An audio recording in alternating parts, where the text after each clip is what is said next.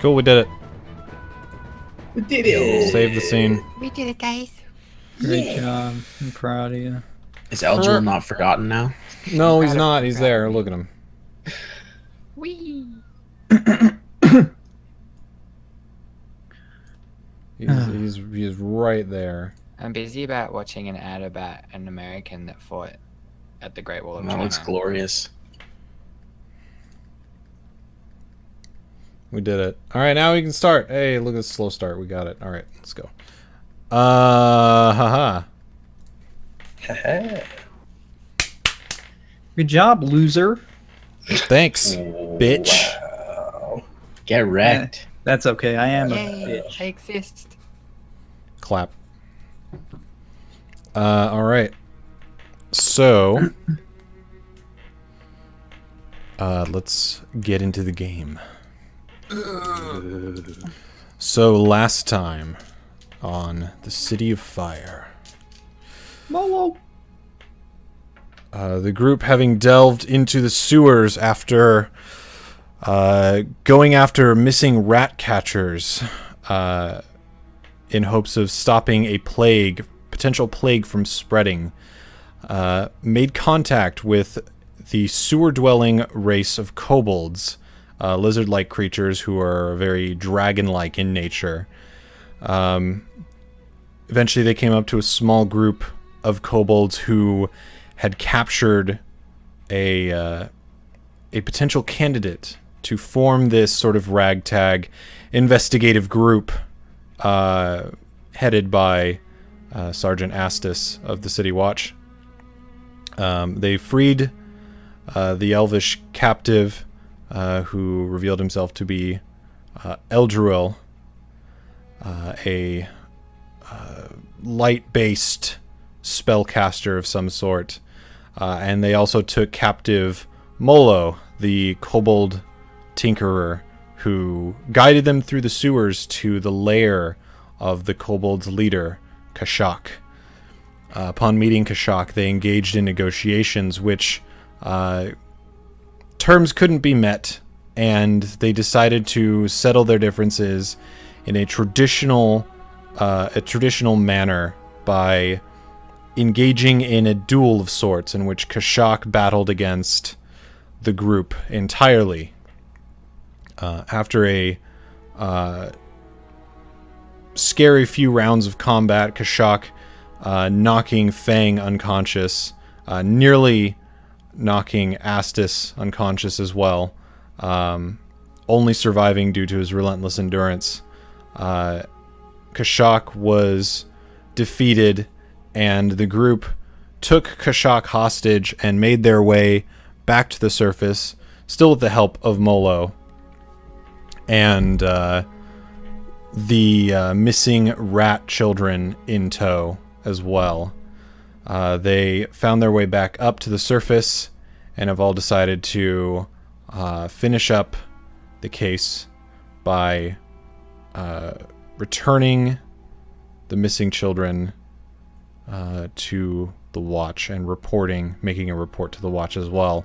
And that is where we find ourselves. Yazz is currently making his way in the opposite direction toward the Cemetery of Ash, while the rest of the group makes their way towards the Watch's headquarters in the Flame Keep.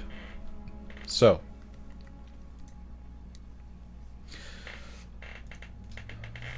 well, we're gonna have to put Fang down in a in a bunk somewhere. Let her recover. Just put her down. Fang is currently still unconscious. Yeah, she's unconscious. Who's carrying her? Is Harry carrying her? I think you were. Eldril's carrying her. No, I'm carrying Kashak and Molo. Who was carrying Fang then? I was, but then I Yazz left. All right. Yeah, Ah. sure. I guess you are now. Someone carry I me. guess I'm carrying. Fucking her Christ. then. What's your strength score? Not very high. Oh my minus god. 1. Oh, you're at a -1. I need you to make an athletics check. Yazriel's just dropped her on the cobblestones and just like walked in the opposite direction. I'm only like... No, I rolled a 19, so 18. Oh, Okay. Despite your relative unease with doing physically intensive things, you do manage to pick her up off the ground and sort of sling her over your shoulder. Give yourself the best amount of support that you can to carry her over a long distance.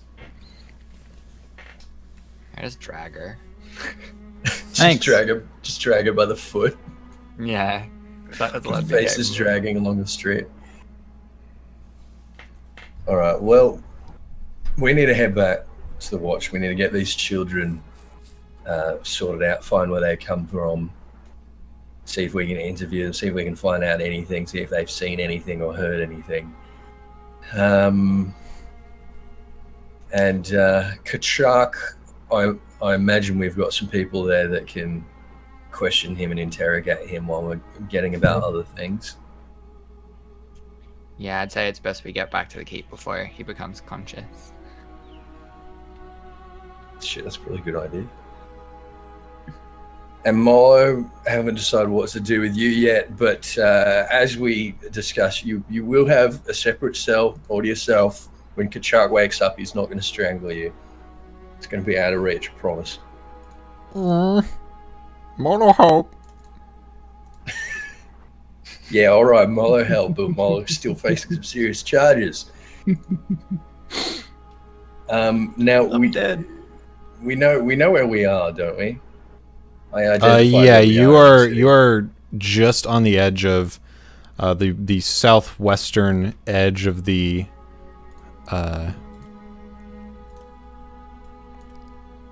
cinders, right along the line that would cross into the luminous berg. All right. Well, I'm concerned. As Ildril just pointed out, I'm a little bit concerned about Kachak waking up. So can I use city secrets and just get us as close to the watch headquarters as we can? Yeah, you with your knowledge of the back alleys and safe quick routes through the city, you feel like you'll be able to make it to the Flame Keep within the hour. Okay. All right. Well, I'll leave. Should be and plenty of time. Off we go. All right.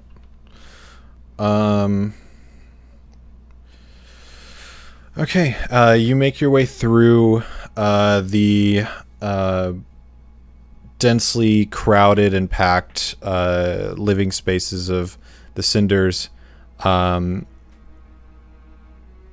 as close as you can to the wall on the to the south, and you make your way up along the wall that borders the Flame Keep's district, coming up to the gates, which are usually open though guarded, and the guards recognize you. Obviously,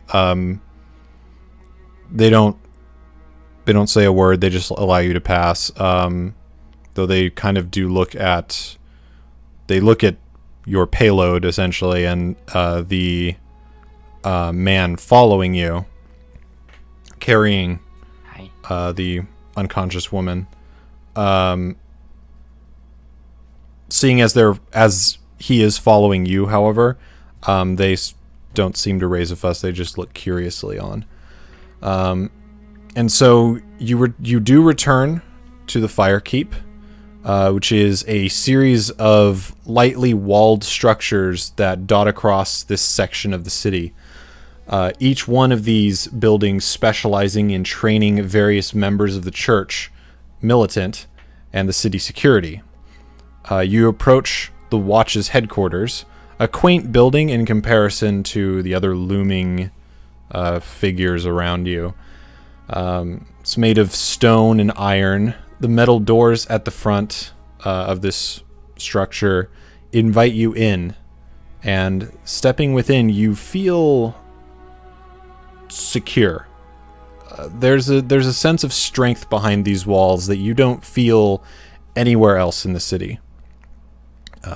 You make your way through its halls, passing by familiar watch members.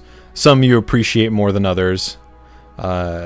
You catch sight of Warrant Officer Lero, a man of mid-30s and svelte build, speaking with Sergeant Avaria, a woman of late 20s who has chestnut brown hair and a pair of half-moon glasses that rest on the bridge of her nose.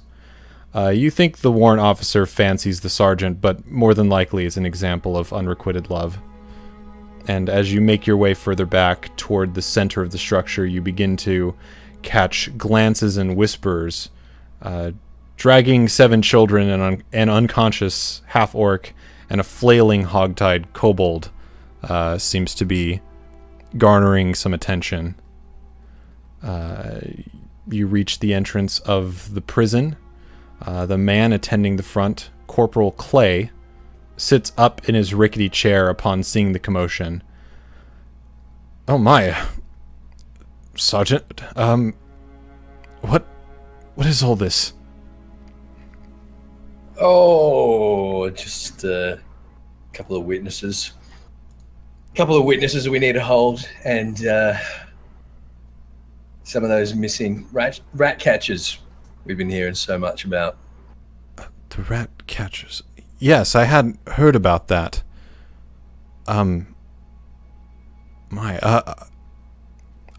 This... You know what? Go ahead and put whoever you need into their cells. I feel that I need to go fetch the colonel. And he... That's probably a good idea, Corporal. He stands up and rushes out of the room, leaving the jail keys on his sort of like side table. All right, well, I assume the prison's not so packed that I can't put the 2 of these each in a separate cell. It's organized. They've sort of separated. They've sort of separated criminals who won't cause problems if they're kept together. You do find an empty cell, like completely empty, that you could put one of them in. But there's plenty of other room. There's plenty of other spaces you could put them in other cells if they need to be. Alright, well, I'll put Kachak in an empty cell all by himself. Okay. And Milo can go in with the riffraff. Well, you can put him in. You put him in with thieves or, sort of they're separated. So like assault criminals would not be kept together. Mm-hmm. There's several cells that are available that have some non-violent people that you could put him in safely. Have we arrested any kobold diddlers? No. Alright, I'll put him in with the thieves then. All right. I'm gonna ask Ethys, is there anywhere specific to bring Fang to get medical attention? Yes, you should take Fang to the infirmary, which I imagine is, I tell him where it is. And he tells you where it is. It's a couple hallways down from where you are. Cool, I'm gonna easy put her enough on to over follow. to the infirmary. Okay. And You- maybe take the children with you, make sure that they haven't sustained any injuries or trauma. Sounds like a plan.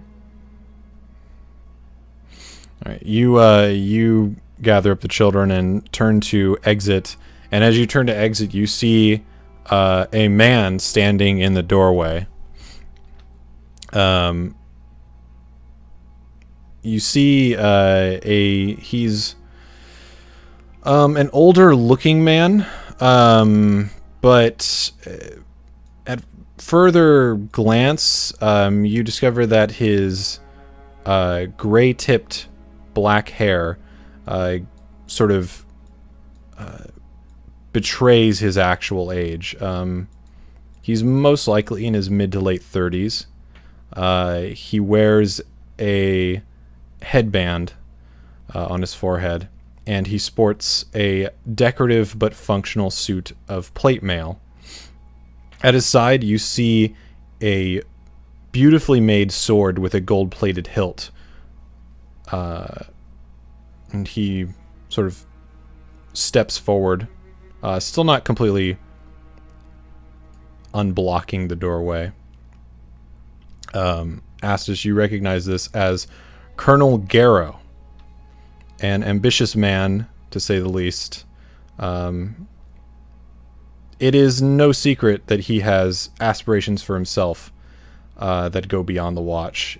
He is looking to elevate himself and his people, his men, up the clerical command, so to say. The sword at his side is a weapon he calls Dawn. No one has ever seen him draw it. When you have seen him tend to his duties as a watchman, he usually takes along a shield painted with an ever-watching eye. He enters the room, a stern look on his face, and he looks over the situation. Good morning, Colonel. Good morning, Sergeant. So, see that you have caught our missing rat catchers, have you? It would seem that way, wouldn't it? And we caught an awful lot more than that, I'll tell you. Oh? Yeah, apparently there's been quite a large colony of kobolds within the sewers under the city for, I'd say, at least a couple of generations. Eldril kind of untrustingly steps between the children and the was it Colonel? Yeah. Yeah. He sort of like turns his head up at the mention of a kobold colony. Says, "Really now? Did you and bring proof of this?" well, I'm show him the hog-tied kobold I've got over my shoulder. Well, you threw him into a Got cell. this one, and on the other shoulder, I point at the half-orc, and we found their leader too, half-orc. A half-orc. Mm-hmm. He sort of walks over, looks over the man you've got unconscious. Oh, they're in the cells now. My bad. Yeah.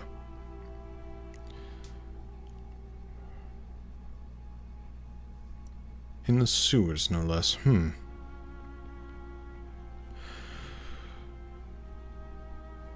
Well, children are all safe, all accounted for.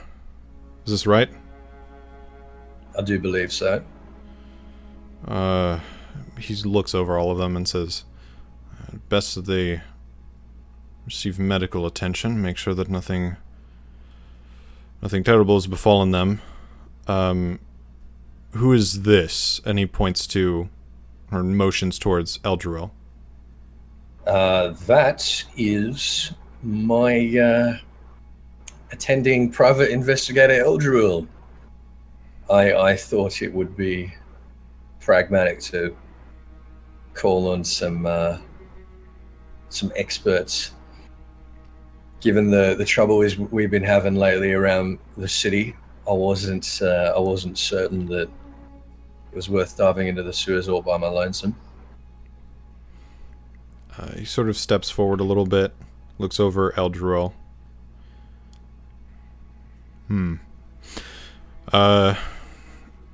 Best that you take the children to the infirmary, as well as the young lady. The sergeant and I will continue our discussion. Eldril just silently leaves the room with the kids and Fang. Colonel, the half-orc here was having these children kidnapped. And he says that they were intruding upon his territory, upon the kobold territory.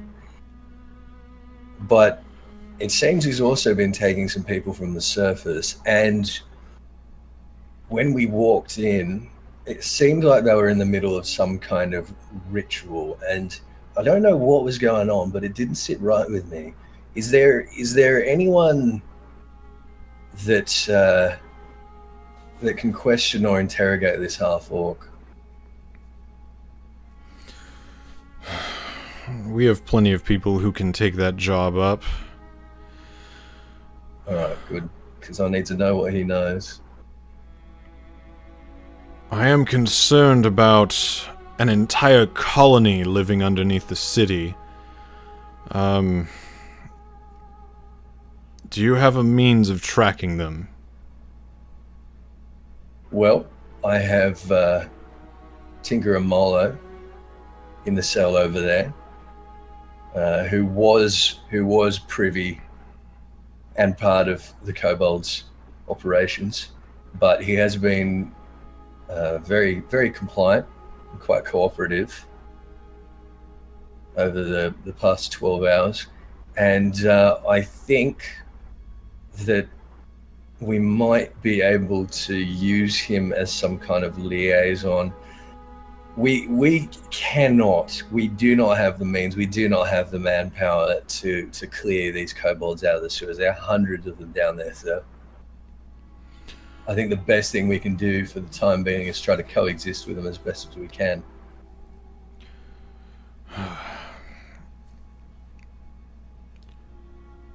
I'm not quite happy to hear about the prospect of living peacefully with a race such as kobolds. However, I unfortunately have to agree that we do not have the manpower to go diving into the sewers and going on some sort of crusade against these creatures. What do you suggest? Did you interact with them in any way? Well, he seems to have quite taken to the idea of working with us. And to be perfectly honest, I don't think he'll need very much motivating beyond what we already have. We've got their leader, the half-orc, in that cell over there, and I have their word down below that they're not going to try anything untoward. I think we should find out what we can from the half-orc, and I think that we should perhaps consider a temporary deputization of the kobold as a watch liaison to the kobolds down the sewers, sir. As absurd as that sounds, I think it's the only option we have available to us right now. Go and make a persuasion check. All right.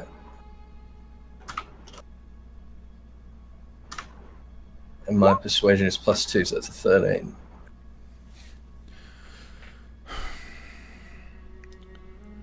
Well, you've certainly made a convincing argument, to say the least. I'll consider that proposal. For now, I think the interrogation of this half-orc should be put high on our list of things to do. Now, I am partially concerned about the initiative you took on this case, mostly because you moved outside of our command. However, that concern is eclipsed by how impressed I am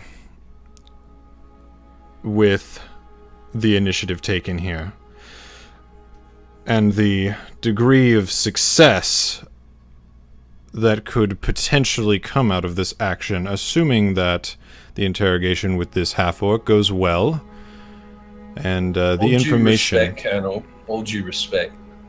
I didn't do this to impress you. You sent me down to the sewers to investigate some missing children, and I investigated it, and I did it in the city's interest, and I couldn't give a damn whether or not you're impressed with me. I'm alive, everyone else is alive, the case is solved, that's all we need.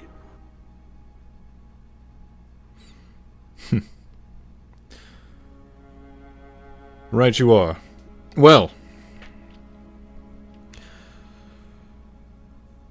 either way, with this kind of action, assuming you continue to remain within the boundaries of the law, you might make quite a name for yourself, and be helping the city to boot. Wait here for a moment. I will be right back. And he briskly makes his way out of the room. A few moments pass. He comes back and stands in front of you and holds out a small pouch and says, "Here you are. This is the reward collected from the families of the missing rat catchers. It is yours." I very hesitantly take it and look in the pouch. 200 gold pieces. Divided as you see fit amongst your assistances. How is it that the families of rat catchers can afford this much gold? Well, divided amongst 7 of them. One of the parents is somewhat of a renowned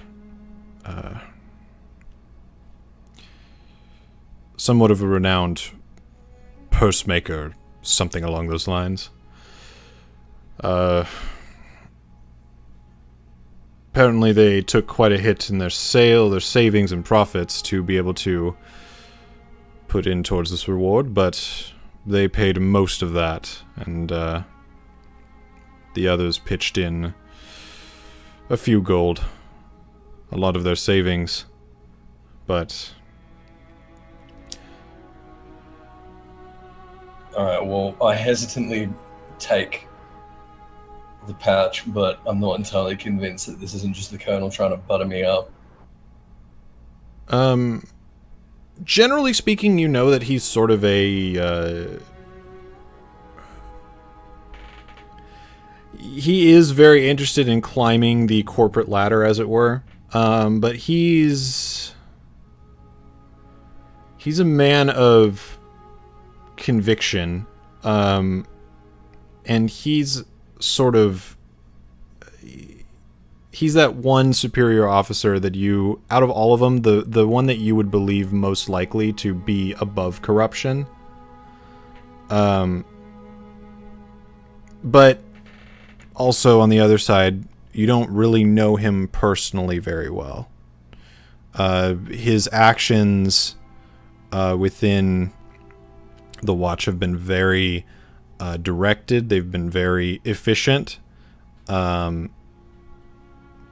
But that isn't to say that there hasn't been underhanded deals, on the side without anybody noticing. Well, so. I did promise the others that they'd be paid for their work, so I will take it. Well, we'll deal with these. You're relieved of duty for the rest of the day. You've done well. Well, I do have a few leads I need to follow up on, sir. Feel free. So I'd rather remain on duty if that's quite all right. Feel free. If it's part of the investigation towards this case, then by all means. Just remember to report back any findings here. Very good. He walks towards the door, hands at his back. Spins around. Good day, Sergeant. Colonel.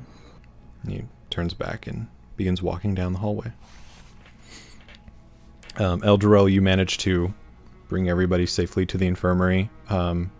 Fang is looked at. The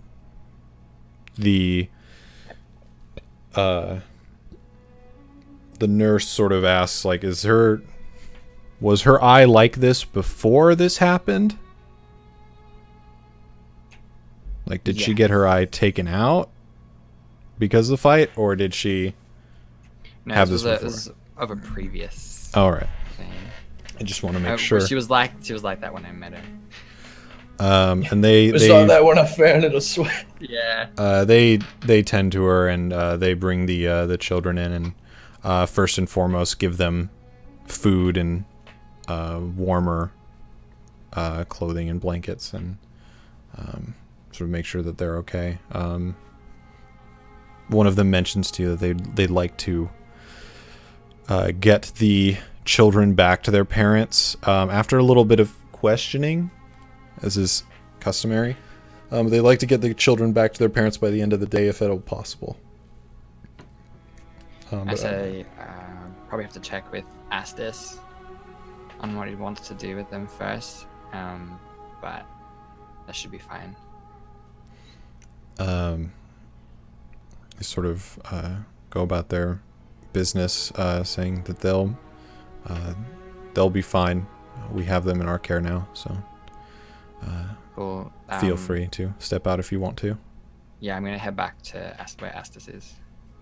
All right. You pass by the colonel in the hallway, who sort of glances at you as you walk by, but continues walking without hesitating. I look at him, I keep my head forward, but I keep my eye on him as I move past him. Mm-hmm.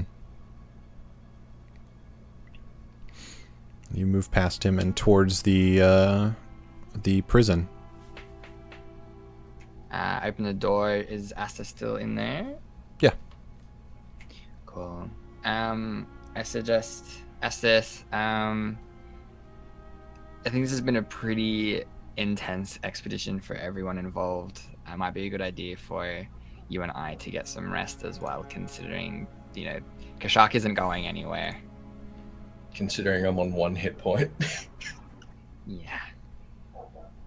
We gotta look after All right. ourselves too. Well, I'm very interested to speak to Scaly, given that she understands the kobolds, and I'm quite convinced. I'm quite convinced that when we first walked in there, they were in the middle of some sort of ceremony. I can't help but feel like it had something to do with the children, and maybe something to do with you. And I want to see if she overheard anything. We've also got a few leads to follow. I need to go speak to the Aramaeus family. And what else do we got? We've got that bloody orb. Whatever happened to that? And that unmarked necklace. But I think you're right. I think we should probably sit down for a couple of hours and get some rest. We can do that in the barracks. The barracks here. I agree.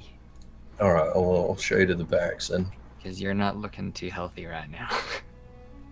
I can speak for yourself. Well, I'm not doing too bad, actually. All right. Okay. So yeah, we'll head to rest. For All a right. long rest. Meanwhile, the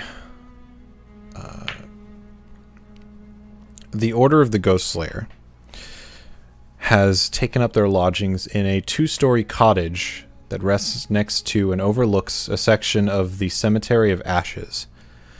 The entrance is inconspicuous. No signs mark the Order's presence, no guards outside the door. Yazz, you enter to a meager room. No paintings, a few sconces on the walls, and an open fireplace near the back that warms the building against the cold nights of Palomesis. A few hunters keep to themselves here. You see Elmraiha, a young female Felgrandian, dusty blonde hair, fair skin, and violet eyes, twirling a dagger between her fingers. Tariq, a stout dwarf warms himself by the fire, his long, kept and braided fiery beard accentuated by the flickering embers. As you step forward, a tall, cloaked man steps into your path and bumps into you. You turn to comment on the exchange and notice that this man is someone you recognize, a hunter by the name of Father Ash. A hunter of renown and scorn in the Order, known for his effectiveness, his skill, but also his recklessness. He's an outsider, even amongst the Blood Hunters, implementing dark powers that the Ghost Slayers are not wont to experiment with. He wears a trailing cloak and a large black duster. You see a gleaming war axe at his side, and on the other a rudimentary two-shot firearm. As he walks past you, you hear a low guttural growl, and he steps out of the cottage. I respond with, Father, looking badass as always. You hear no response. I let out a sigh. Oh, senpai. Notice me.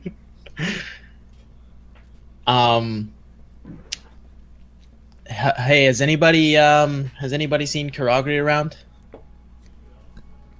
Elm Raiha sort of looks up, says, "Yeah, she's taking inventory in the cellar." Okay, thank you. So I'm gonna head down to the cellar then.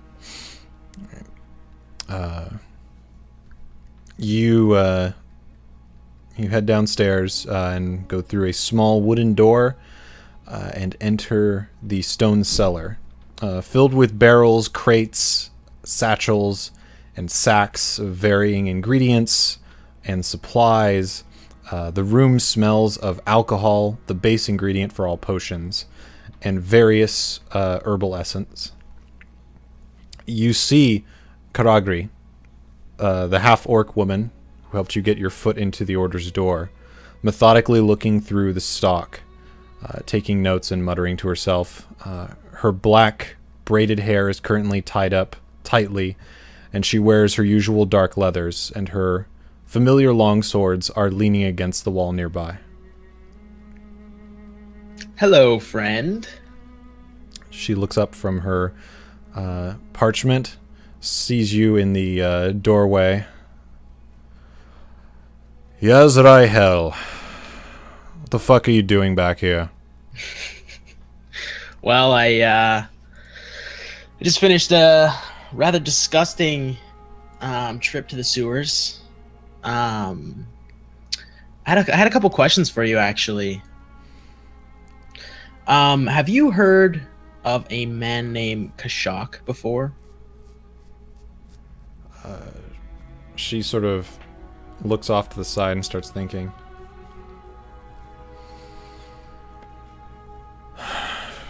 No, I can't say that I have. Well, I just know that half-orcs are pretty rare around these parts, and I happened to come into contact with one in the sewers that was leading a pretty large tribe of kobolds. Just thought I would see if you knew anything. That's weird. Are you sure you didn't drink something or eat something funny? For once, yeah, I'm sure. I just happened to meet this rather eccentric man of the City Watch, and he likes to get into some weird shit.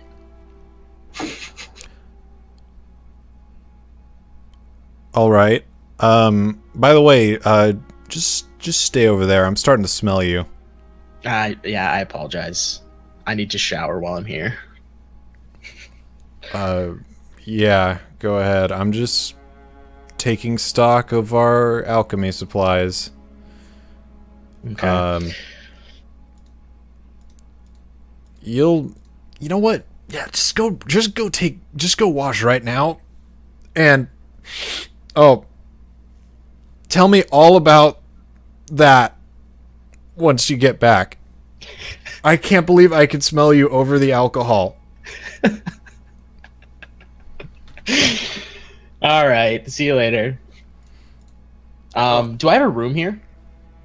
It's not really a room. It's like communal living if people need to stay here, and usually you don't really need a room because you can just sit down and enter a meditative trance whenever you want.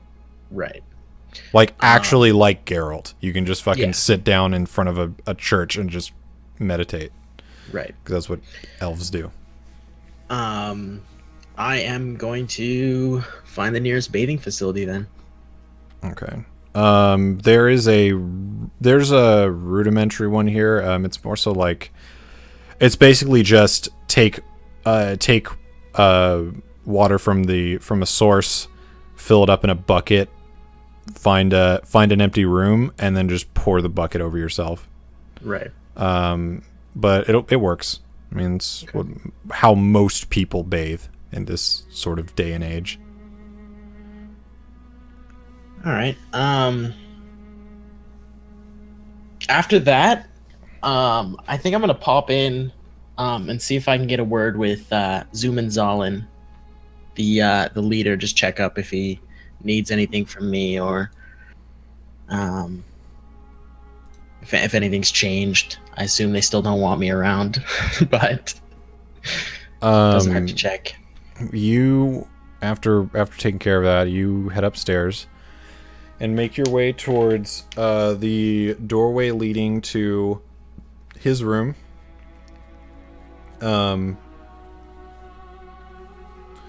It's quiet, but you see a woman currently standing in front of the door.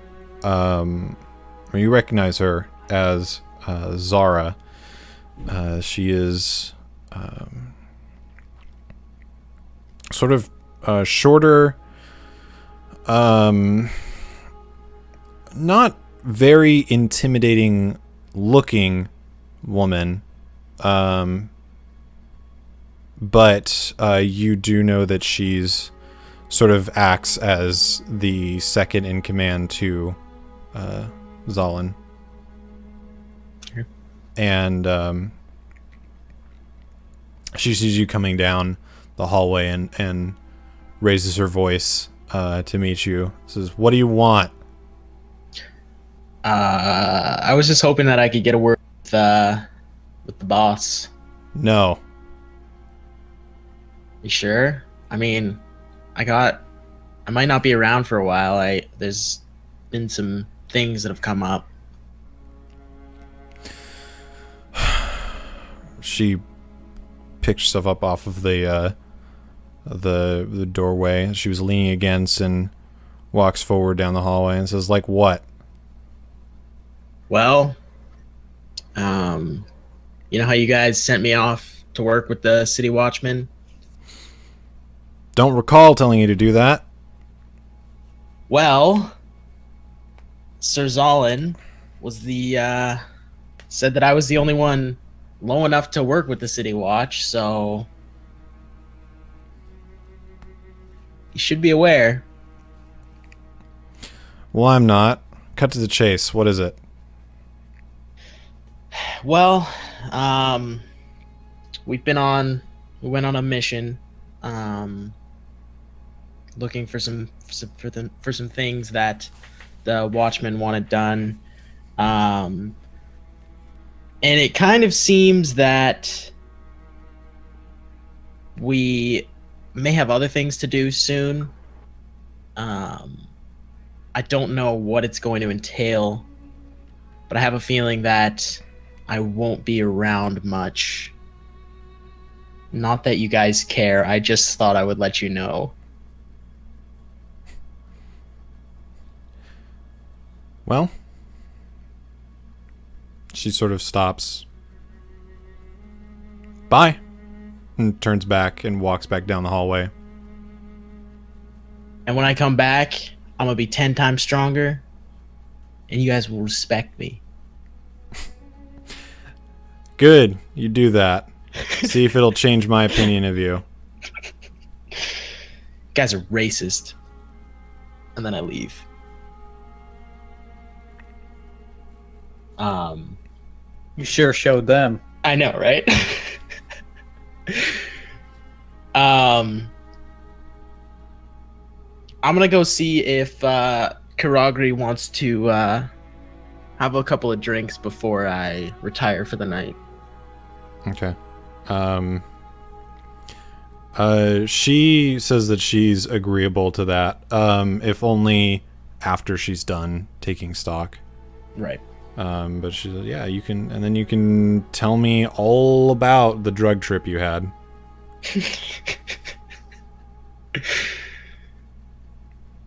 Sounds good. All right. After this, while they're doing that, a couple hours later, you guys rest up. Fang, you wake up inside of a stone building, stone room. You take a moment to look around and you see medical supplies and watch medical staff walking about the room, tending to a couple of children, the children you recognize from the sewers. Mhm.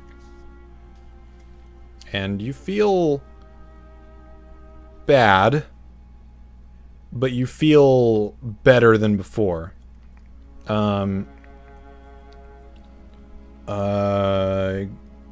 In fact, all of you, if you want to, because it's a short rest, you can spend hit die.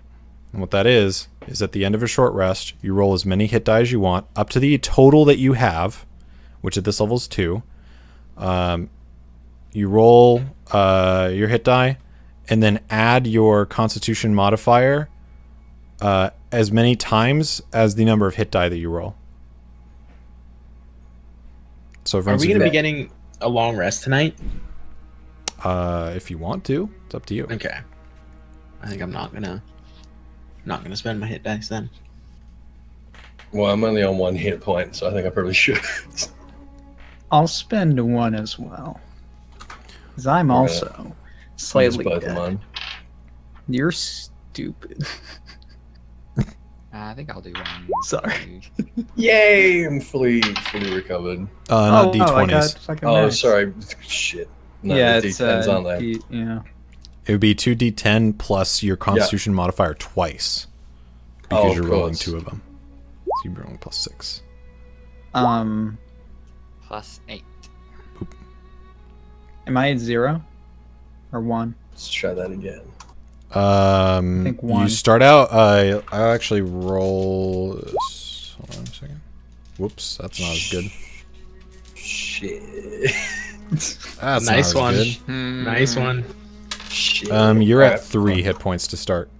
Oh, okay. Well, I rolled an 8, which is the max I can get, so I'm at 12. There you go.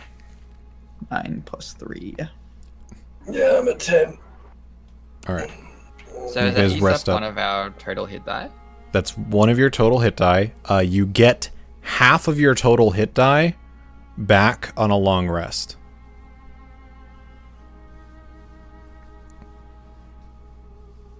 Alright, so I've currently got 0.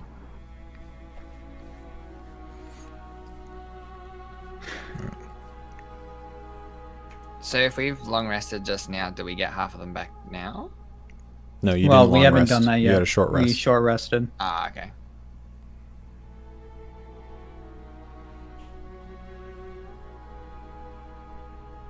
It's only been, I mean, unless you guys just straight up fell asleep and you're gonna sleep for 8 hours, or rest for 8 hours, while Fang takes the short rest and wakes up and decides what to do now that she's awake.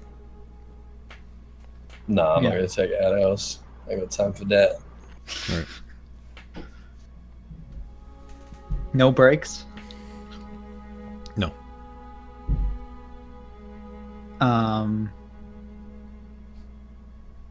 Well, I'm gonna wake up and start to get up.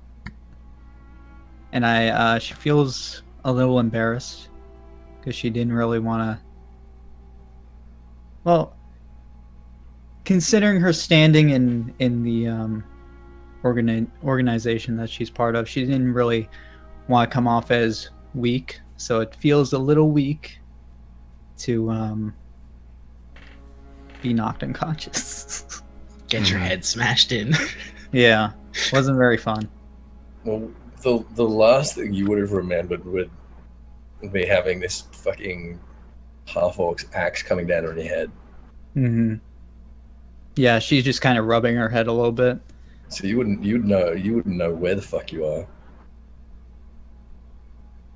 Well, she can like understand from like the medical staff around her that she was just knocked out. You were knocked out. I did. As far as which part of the city you're in, you're not sure. Yeah, I have no idea where I am. So I would have to try to figure out where to go.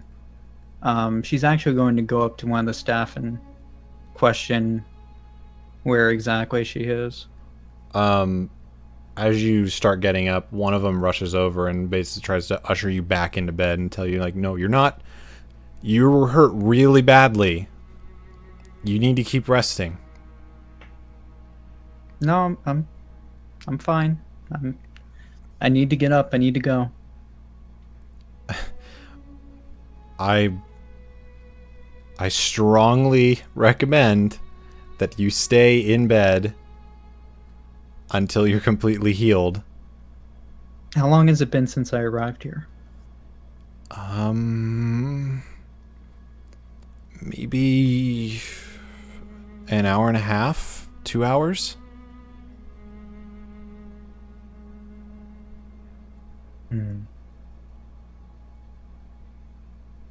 I suppose it hasn't been that long. She was kind of worried. She felt like it had been a couple days since she got her head kind of smashed in. So she's in a bit of shock that it's only been a couple hours. So I think taking that in, I think she will lay back down.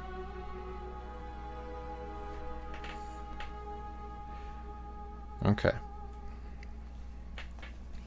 And you're gonna take another. How long are you gonna rest? I'll rest for, give it like 3 hours. What time is it right now?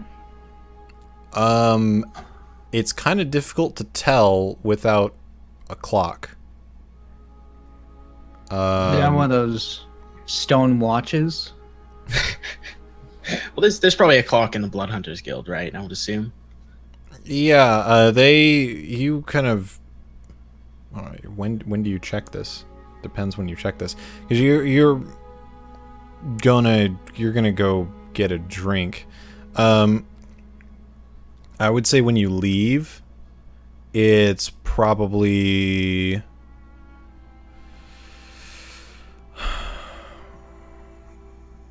looking at 3 in the afternoon. About. Okay. Sounds good.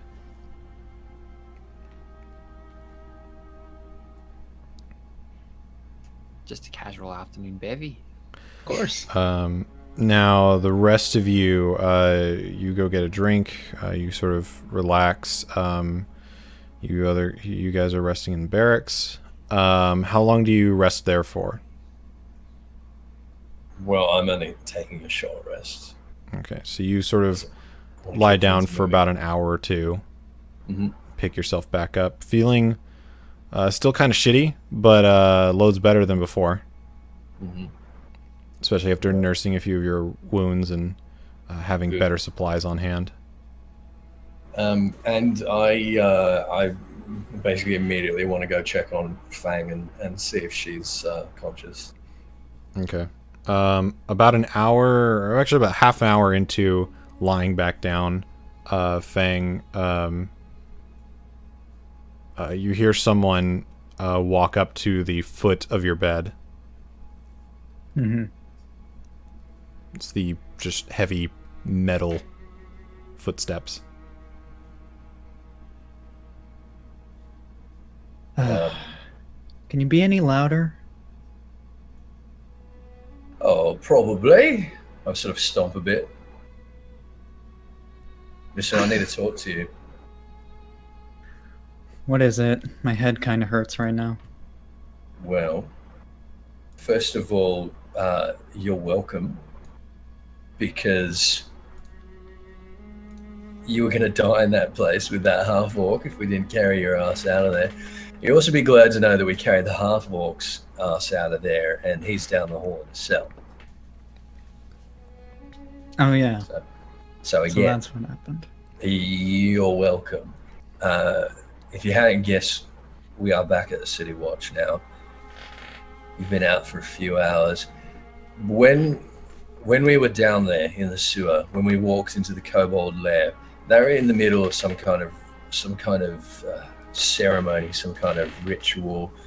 Remember, there was some chanting, and I was wondering if you knew anything about that, if you understood what they were saying at the time. She kind of sits up a little bit and just looks down and tries to remember exactly. You remember what they were saying. They were saying, overdwellers gone off course, kill them dead, eat their corpse. I kind of hesitantly repeat that to him, but I think about it a little bit as I say it, and I'm wondering. I don't know if I would really call it some sort of ceremony. It seemed just to be like a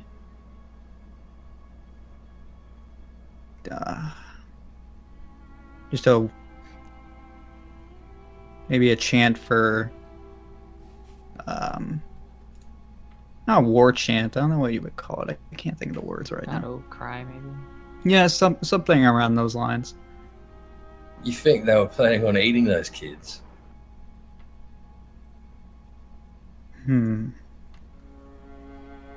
It's a possibility. Bloody hell.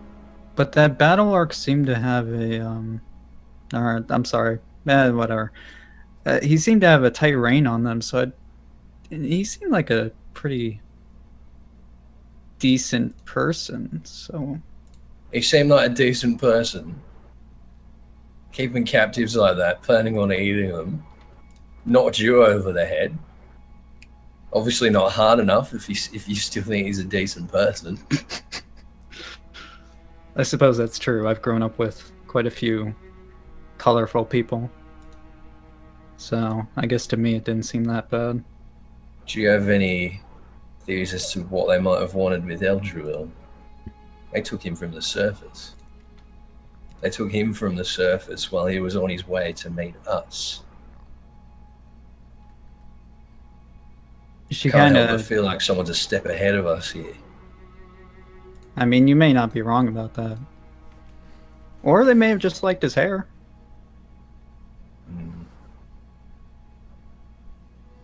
Now, you've been in the city for a while and been no doubt spending at least as much time with unsavories as I have.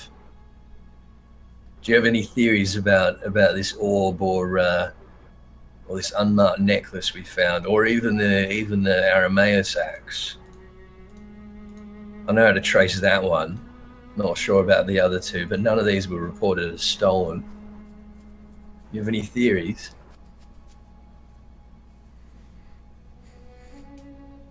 She kind of stays silent for a bit.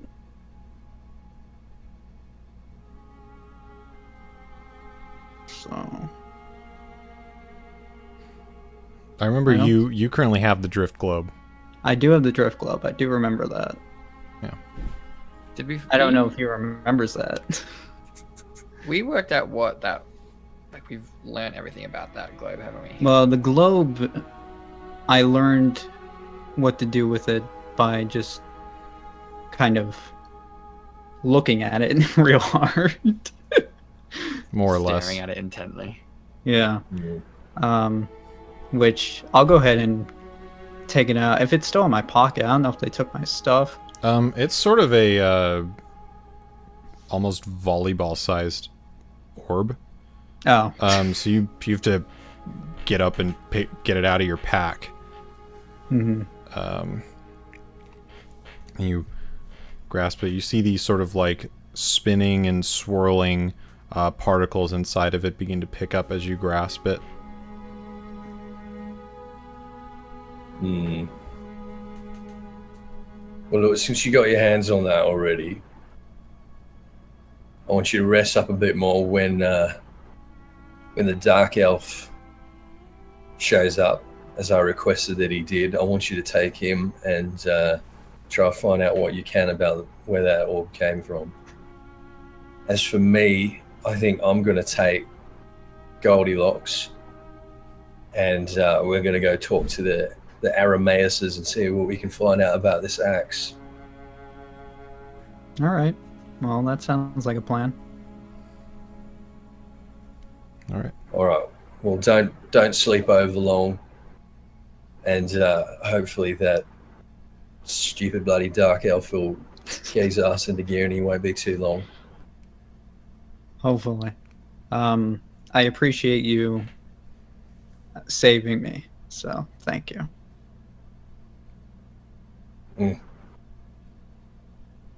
I'll walk out back to the barracks. All right. Give Eldril a kick. I'm in a trance. I'm in a meditative trance. It's easier to Currently kick you. sitting on a bed, just eyes closed, sitting up. Yep. I stumble. gentle kick. I stumble awake. What's going on? All right, Golden Boy. Do you remember anything about your alleged kidnapping? You're on your way here, weren't you? I had left a meeting of which I had attended. Shortly after leaving, all I remember is a bag going over my head, and then waking up in the sewers. Who are you meeting with? I think I can trust you.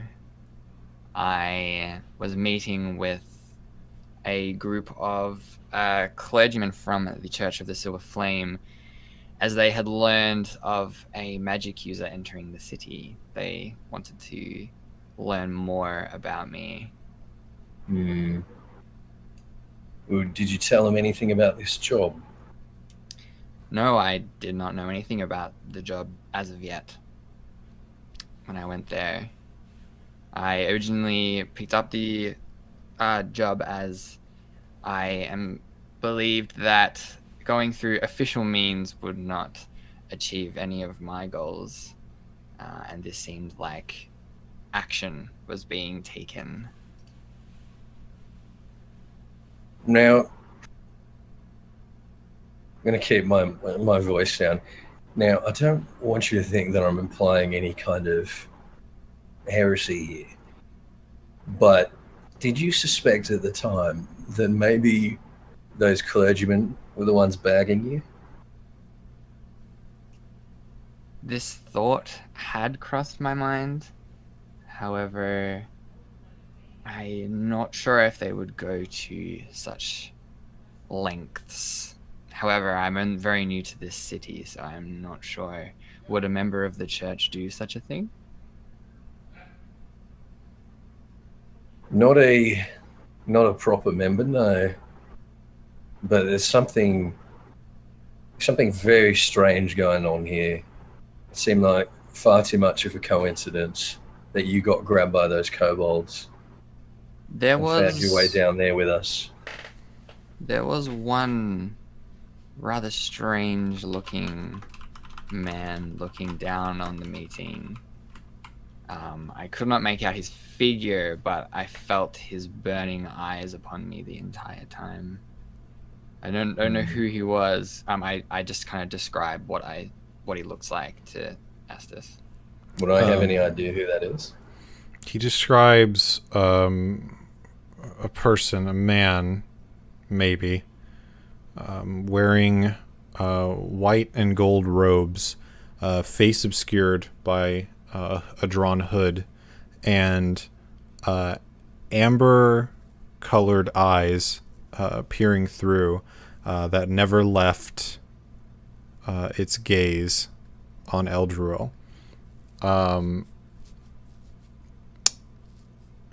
Make a...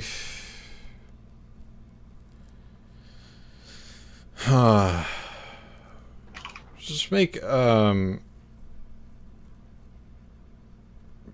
say perception, I suppose. Me or... Oh, yes. It's 21.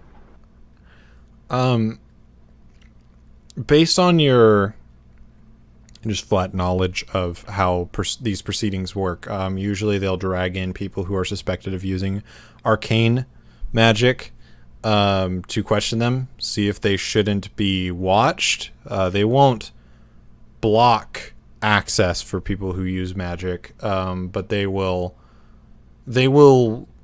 watch them and make sure that they don't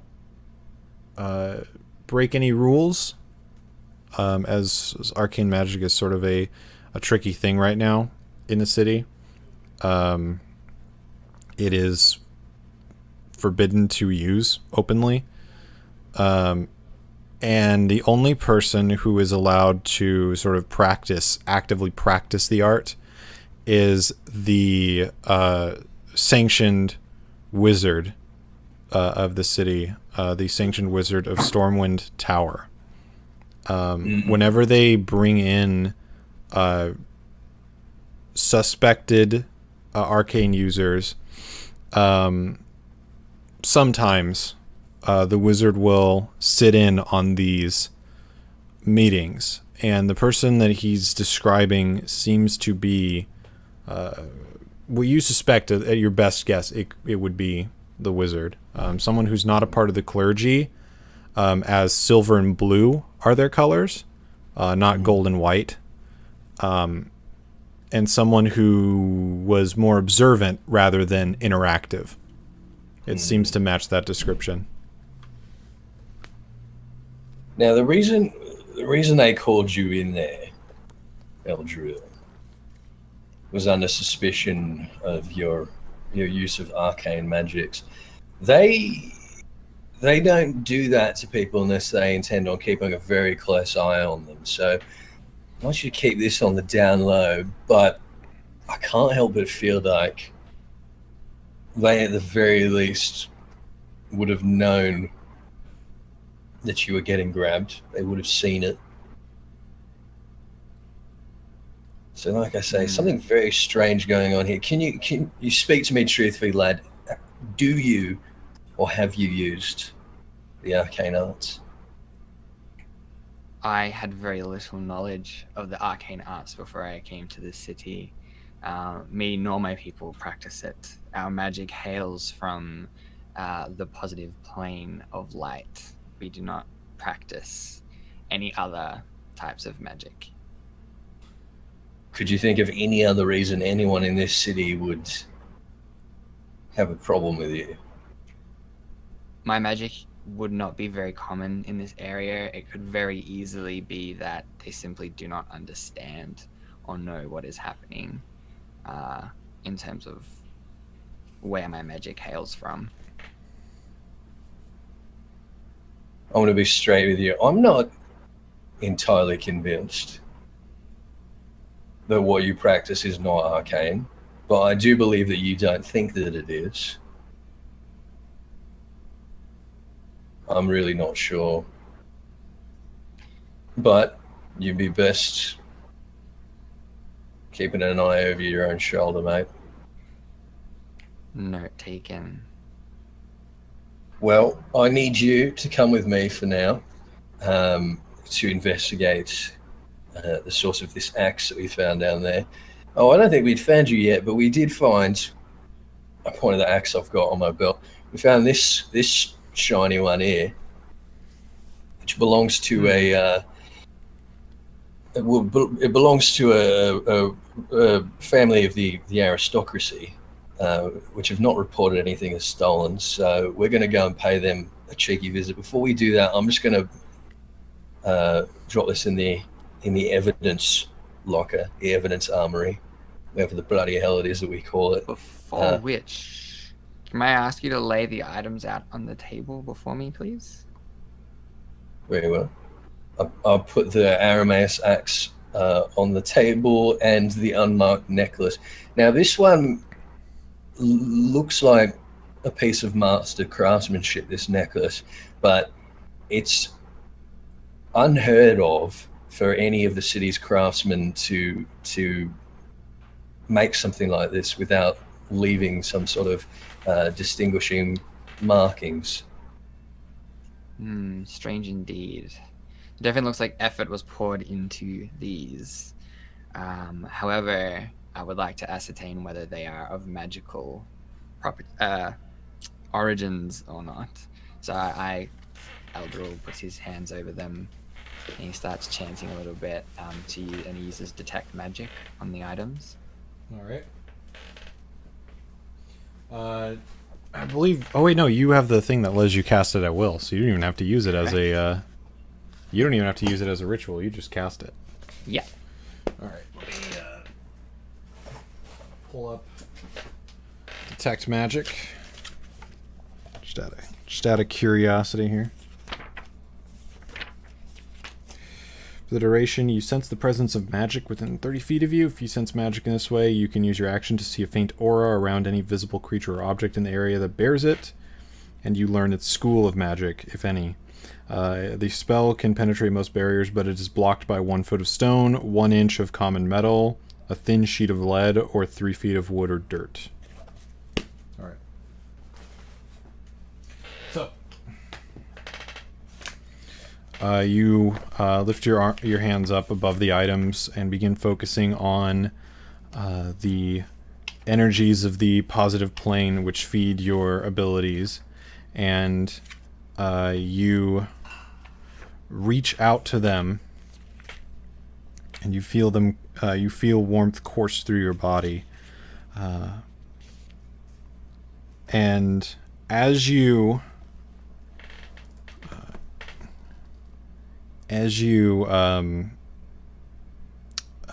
focus your powers forward, you do sense magic.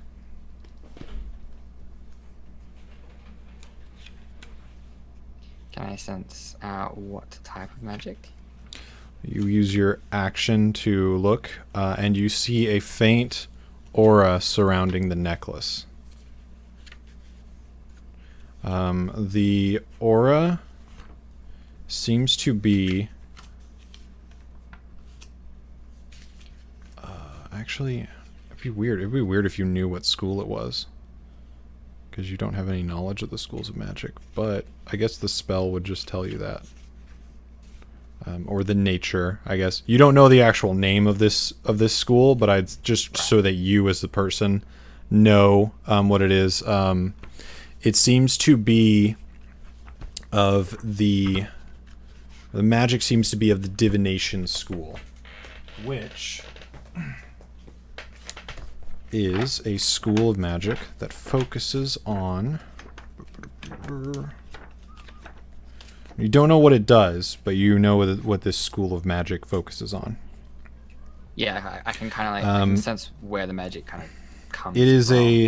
it is a type of magic that parts the veils of space, time, and consciousness so that you might see clearly.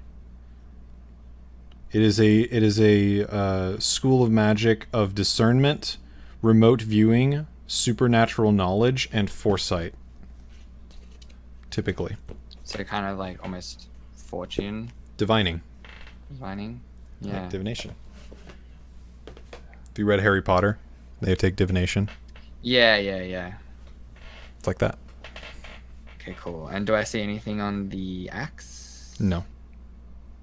Okay.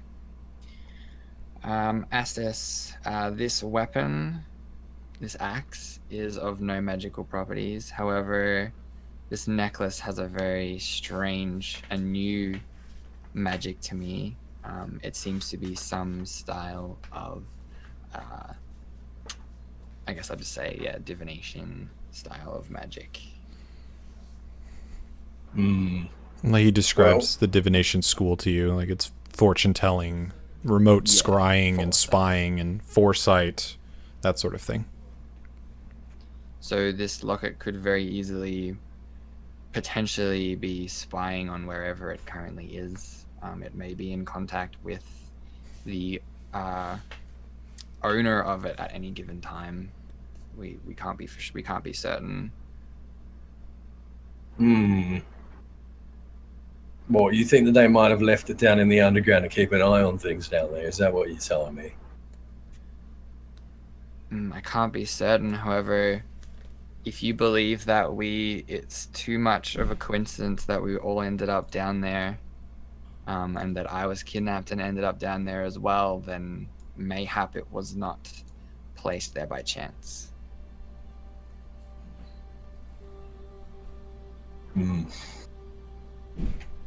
Right. Well, I think we'll see if we can get this necklace identified. So we'll take it with us for now, but I am going to leave this axe. I'm going to leave this axe in safekeeping here when we go and talk to the Aramaises, because I don't want them to know that we have it necessarily. I'm going to see if they're going to be honest with us in the first place. Cool. So if you're quite satisfied with that, I wouldn't mind you accompanying me to the Aramaeus estate. Definitely. On the way out, I kind of get Astus's attention, and I just say, you may be wary of me and my magic, but know that I would never harm those that would help me. Noted. And we continue. All right. You make your way towards the cinders, where your knowledge of where you would be able to find a member of the Aramaeus family would be. And it takes you to the northeastern section of the district, where you find a small, sort of humble building with a sign out that says Aramaeus Cobbling. It's a very small place, though it seems to be keeping itself afloat. It's clean, at least more clean than compared to the other Cinders standards. And there is a rather peaceful atmosphere about it. Inside you see lights flickering as lanterns keep the building within lit, and whoever is potentially working inside is able to see their work. All right. Well, I'll call out Master Aramaeus. Anybody? Hello? You wait for a few moments. You hear scrambling from inside, and after a while, the door opens, and you see in the doorway a thin, pale elf with greasy brown hair. Currently has sort of like a smock on. He's currently wearing something to keep oils and grease from getting on his torso. His fingers are rather dirty, and you see a small, light hammer in his right hand. And he steps out. Hello. What can I do for you? Sergeant, City Watch. Can I determine what type of elf he is? He doesn't look like a high elf. It doesn't look like a dark elf. Probably a wood elf. A wood elf, okay, cool. Sergeant Petrum, City Watch. I just wanted to ask you a few questions, Master Arameus, if that's quite all right with you. He sort of turns around and puts the hammer in his hand down on a sort of a platform behind the doorway. Slaps his hands together to sort of like dust them off, and says, "By all means. What about, if I might ask?" I know a few things about this bloke, don't I? I know that he's got quite a wealthy family that he sort of isolated himself from, right? He's the Arameus family is known for mostly for this cobbling. They're wealthy in the sense that their business is successful enough that they make enough profit off of it that they can live very comfortably because they don't purchase anything above their standard. Right, so they're middle class. They're not. They're middle class. They are, but they live very well for middle class because they are not. They're not going out and spending what they have. They're using it to keep themselves well off in this area. So it would be quite sort of uncharacteristic for them to have such a sort of beautifully crafted master axe. Potentially, yeah. Okay. I was just wondering, Master Arameus, if you'd had anything gone missing lately. Any family heirlooms, any valuable property. You see, there's been a spat of local robberies, and a lot of people being targeted haven't been coming forward. What with the watch being so thinly spread at the moment, so I've taken it upon myself to, investigate a little bit more personally. Well, yes, there has been a couple of break-ins, a couple of things stolen, mostly supplies, nails, leathers, that sort of thing. Things that I could easily replace that I didn't mind too much. Of course, it raised suspicion, but it wasn't much. It didn't seem like something I should bother the watch with. However, one night, there was quite a commotion downstairs, and I ran down out of bed to see what it was. The usual things were taken. Like I said, leathers, nails, tools. But something of value was stolen this time. It was my father's axe. It was taken off of the display that we have here in the entryway. Currently, I'm going to be honest with you, sir. I'm sort of at my wit's end about what to do about it. The watch is too busy to assist, and I'm well off, but I don't know if I could pay a fee for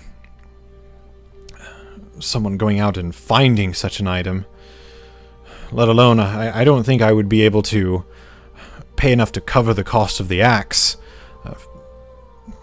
If someone were to take the axe, find out how much it was worth, they would just take it for themselves and sell it. I can't match its price right now. Master Arameus, did you catch a look at any of these burglars?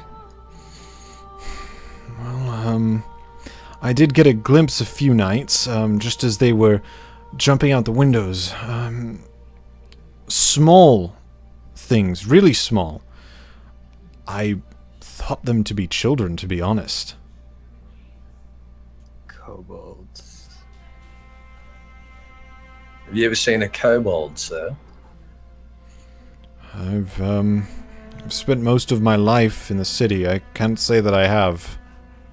I'm going to describe to him what a kobold is and what it looks like. And I kind of mutter under my breath, a wood elf living in a city.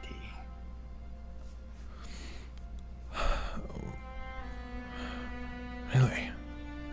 So that things in my shop? I believe it may have been, yes. We actually recently found a number of them living underground.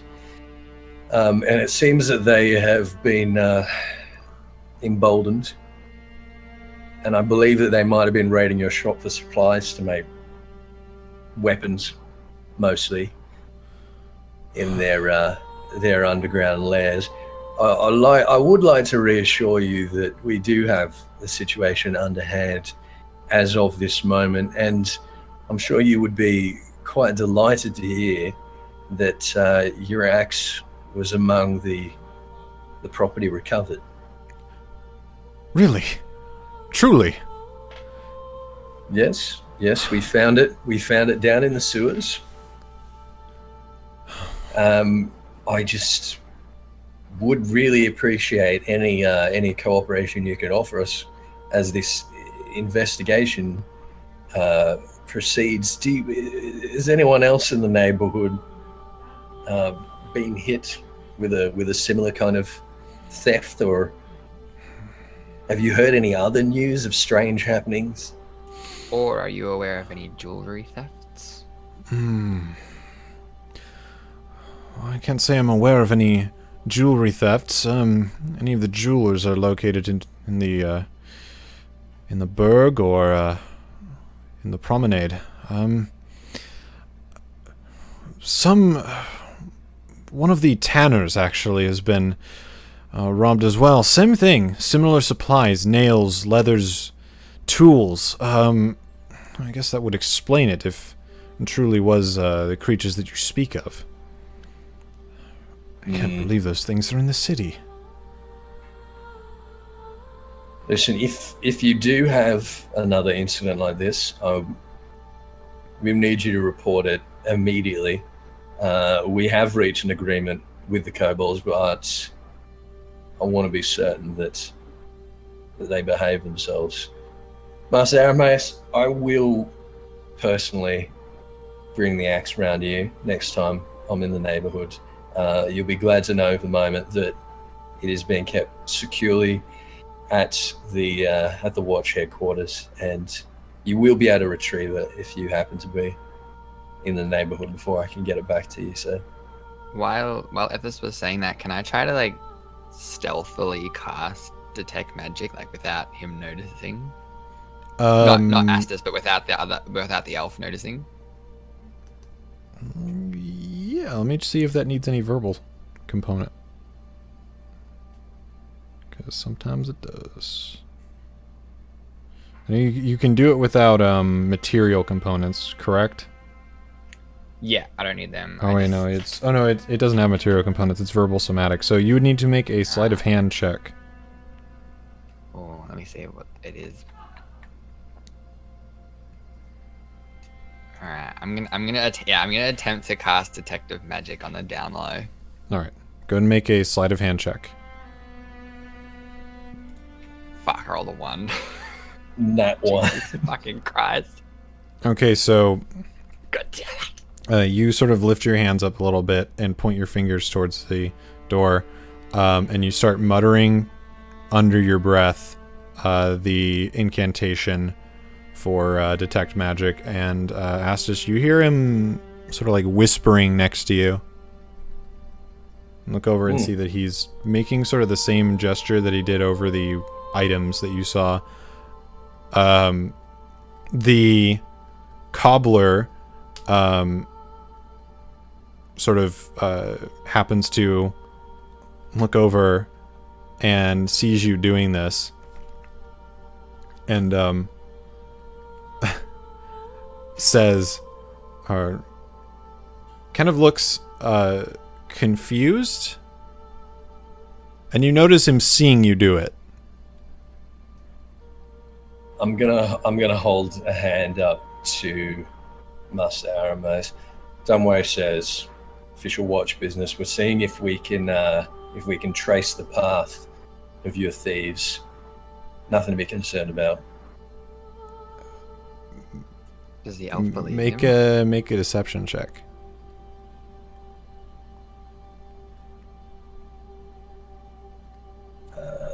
Where is my deception? My deception is +2, so that's a 5. Shit.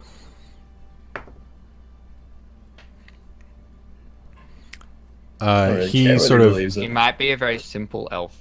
he takes a step back and says, well, thank you for letting me know about that. I will wait here for your return, and if you do return, I will have a reward of sorts for you. Sort of looks kind of distressed at Eldril, and then sort of nods nervously and says, "Good day," and he backs up and closes the door. Oh. Did I detect anything? You After rolled a nat 1. I think No, you failed. that was for sleight of hand, not for the spell. Oh, right, okay. as you focus on the spell, you do not sense anything magical He's good. Estes, Bring it. within 30 feet of I you. have to convey to you that I sense no magic schools present within the building, especially nothing similar to the locket. Listen, Goldilocks, I just spent several minutes trying to earn that man's trust. You already know folk around here are a little bit suspicious of magic, so maybe next time, before you pull a fucking stunt like that, you might want to say something. My apologies. I had intended for nobody to notice. Well, let's try to do things above board. Very well. Very well. Right. Well, my character kind of gives a little bit of a smile and just turns away. Well, that didn't take us half as far as I was hoping. Do I know of any magic shops in the district that might be able to identify the necklace? Go ahead and make an intelligence check with advantage, because it's sort of Okay. your city. Okay, so I got 17, and my int is -1, so that's 16. You know that magic shops are very, very few and far between. It is incredibly difficult for a magic shop to pick itself up in this city, and most go out of business as the church heavily limits what they can sell. You do know of one that's been gaining some prominence. It's sort of up and coming. You know of it. It is a sort of finer establishment that exists in the Luminous Burg. Okay. All right. Well, I explained this to Ildril, and I presume if you're not able to identify this amulet for us, maybe they will. It's worth a try. All right. Well, it's the only lead we got for now. So we're going to proceed to the magic shop. All right. Fang, what are you doing during all of this? I was resting for a good bit. Mm-hmm. I told her to wait for Yazriel. Yeah. Which I would say that... But forget that. I'm gonna leave. Yeah, I'm not coming back till the morning, so. Oh, okay. Yeah, I'm not staying here. You told me to be there at 800 hours. I will be there then. So she's just gonna grab. She is like, let's look at this for a quick second.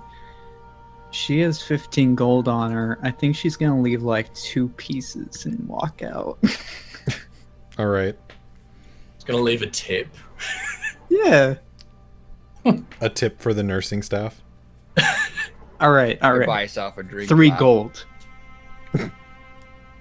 All right. I'm sure that'll make them happy. All right. That's like the most American thing I've ever heard. Right.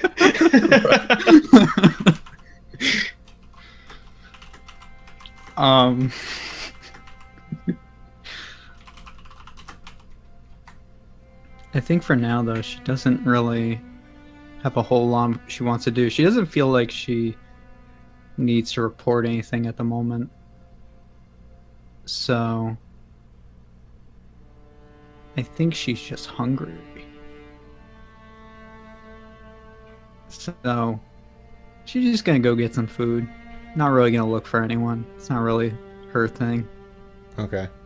So, essentially at this point, for now, you and Yazz are sort of like taking a step back Yeah, right now a little bit. because Slacking off. It's not my job. Astis and Eldril are investigating currently. Okay.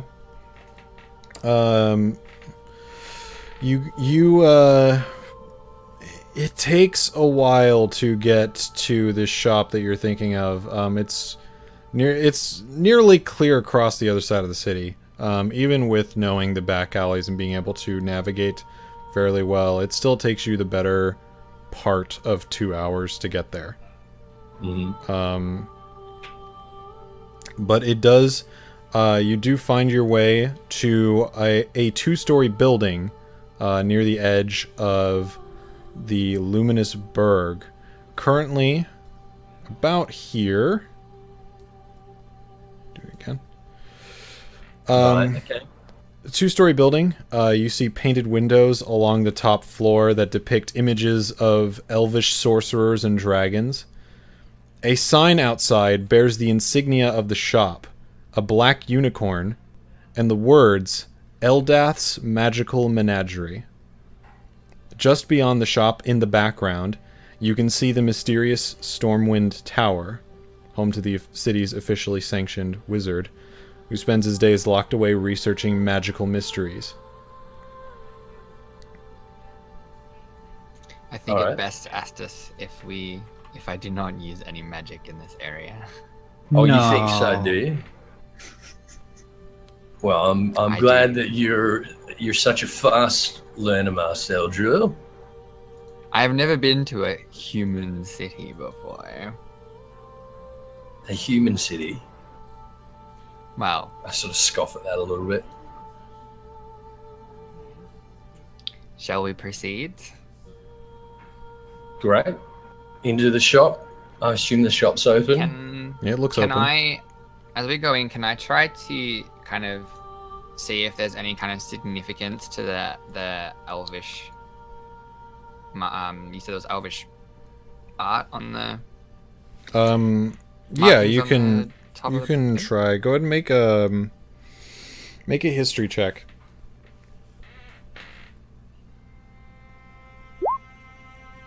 11 plus 13. You look over it and think for a moment or two, and what it looks like to you is it might be depicting an old elvish fairy tale about a brave warrior who fought a dragon. It's sort of like the equivalent of the original hero's journey among elves, and it's so pervasive that it's present in every single elvish culture. Like it's a story that has been told and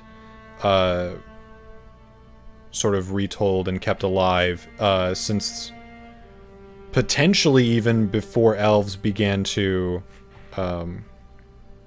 diverge and evolve differently. Cool. So there's not really much, like, I guess, that I could really take from that because it's so Yeah, common. it's kind of neat because you haven't heard those stories in a long time. It's kind of nostalgic seeing it Nostalgic, yeah. depicted. But other than that, it just looks like it's for decoration.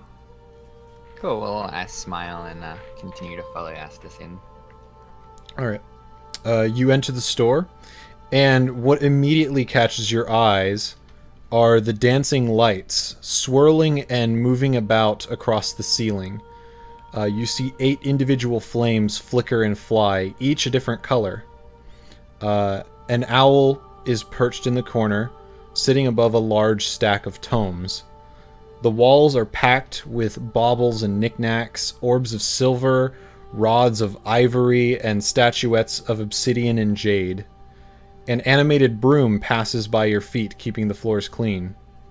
You hear gears spinning and ticking of a clock on one of the walls. As the door closes, a soft flute plays a jovial tune, and you hear loud footsteps coming down from upstairs. An elvish man steps down from the stairway, wearing dark yet flamboyant colors. A silky, dark purple and black robe with gold trim sways down to his ankles. You see he's wearing a gold necklace with red beads attached. His silver blue hair covers part of his face and one of his icy blue eyes, and he grows a light mustache and short goatee. Welcome, my friends, to Eldath's magical menagerie. I am Eldath, purveyor of magical trinkets, wonders, and artifacts, all sanctioned by His Highness, Emperor Artorius the 17th. What can I do for you today? No need to stand on ceremony, sir. I'm Sergeant Astus Petrum, City Watch, and this is really my weird, by the way. associate, acting constable Eldruil. Listen, we've come across a piece of evidence, an unmarked piece of jewelry, which doesn't seem to be the handiwork of any of the city's jewelers, and we would very much like you to identify it for us, sir, if you wouldn't terribly mind. Identification. I can do that. Where is this piece of jewelry? And he steps down and approaches you. Pull it out and show it to him. May I? He holds out his hand. A nod. He takes the jewelry in his hand.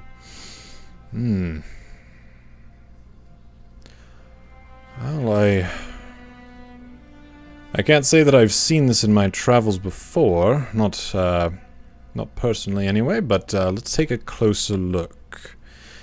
He closes his eyes and places his hand over the necklace. And he opens his eyes again, and for a brief moment you see his eyes flash with a vaguely bluish light. He remains silent for a moment.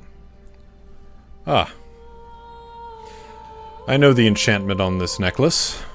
He hands it back to you. Well? And he says, this is an amulet of proof against detection and location. It will protect the wearer from any sort of divination magic, scrying or otherwise. And any idea of its origins? Well, to be honest, I couldn't tell you. An amulet like that is, it's illegal, and I'm not allowed to sell or produce those sorts of things. Where did you happen to find it, if I might ask? Listen, Artorius, that's not important. It is evidence, part of a watch investigation, and now I'm not implying that you are or do sell or produce any of this particular sort of magic, but you're an intelligent man. You must be, being able to keep this shop open and running directly in the shadow of Stormwind Tower. I can't help but assume that you would have encountered this sort of thing before, and very much appreciate your cooperation, as would the city in general. Now, is there anything you know about this kind of forbidden magic, and where it might be found in the city.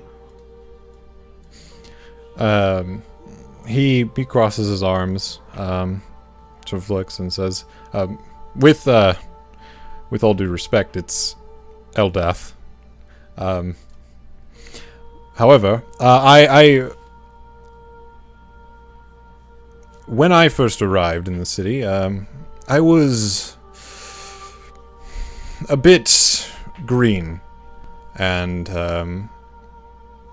you have this in your records, being part of the City Watch. I was taken in for questioning, and most of my wares were confiscated. And let's just say that I've learned my lesson since then. I try not to associate with anyone that I suspect to be of questionable character, and quite frankly, I've separated myself from the people who would make these sorts of things. Really, the only one that I could think of that would own something like that would be the Watch after taking it under confiscation.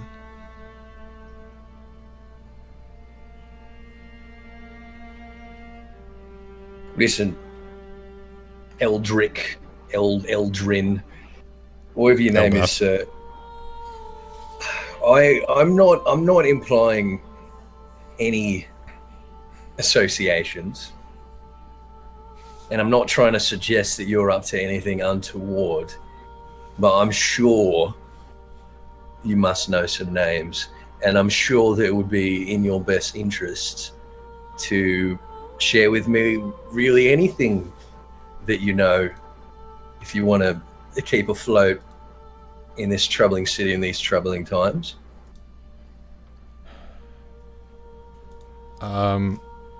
Make an intimidation check.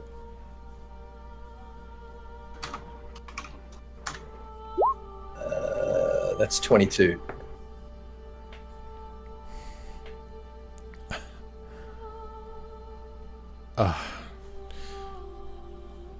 Please understand, sir, I'm not trying to bar your investigation at all. I'm not sure where it came from. I could name names, but I'm sure the Watch already knows of them. Who comes to mind? There's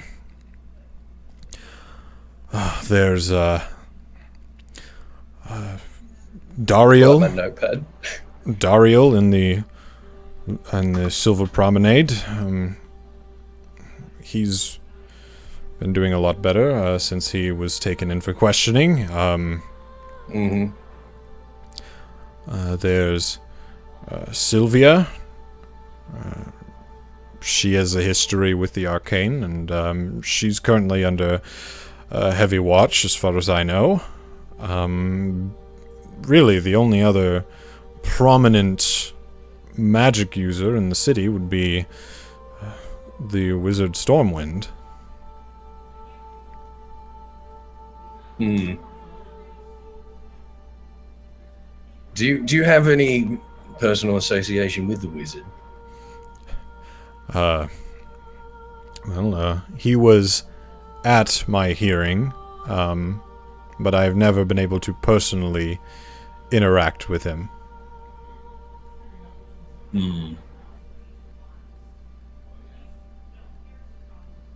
Alright, well,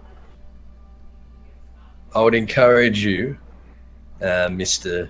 Eldick, if you do hear anything untoward, or anything comes to mind, or you have anyone making inquiries about this kind of magic at your shop, that you would report promptly and directly to myself at the City Watch.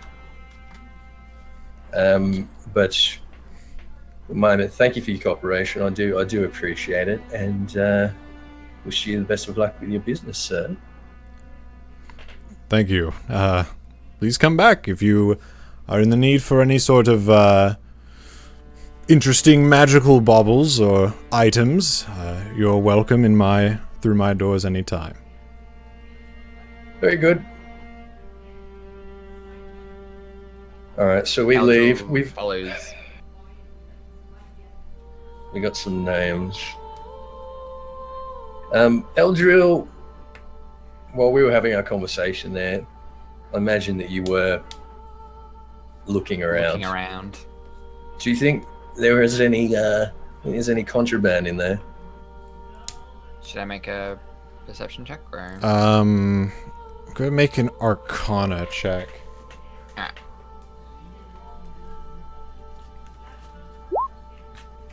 And 9, and then Arcana 11 all up.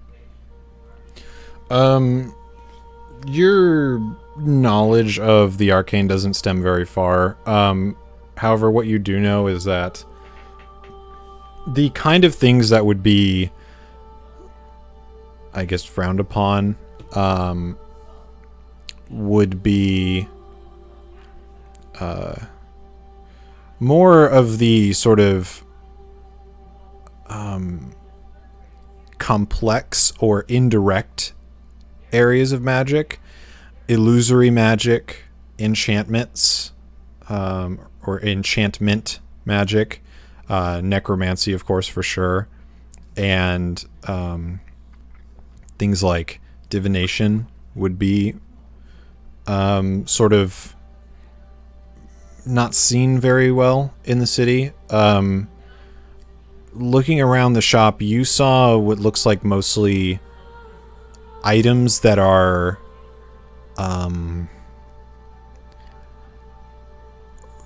sort of like more or less toys.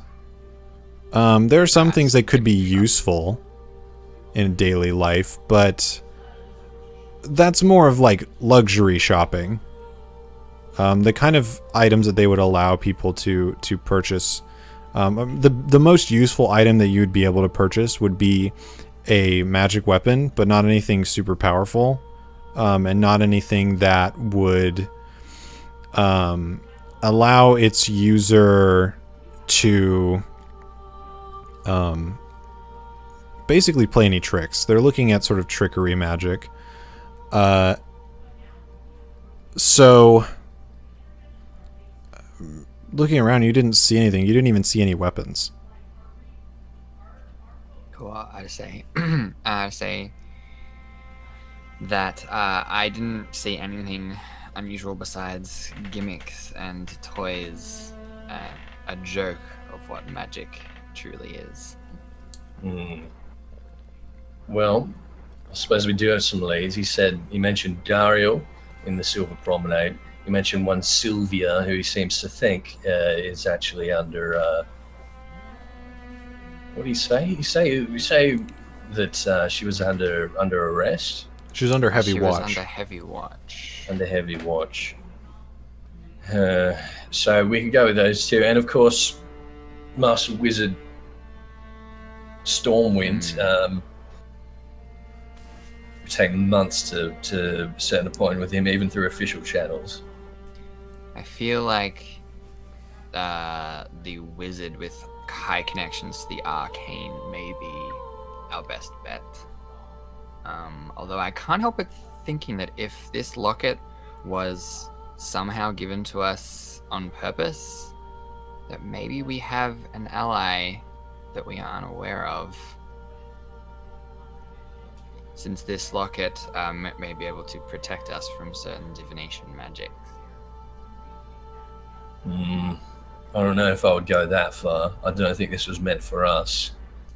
I think this was meant to prevent someone in the underground being found.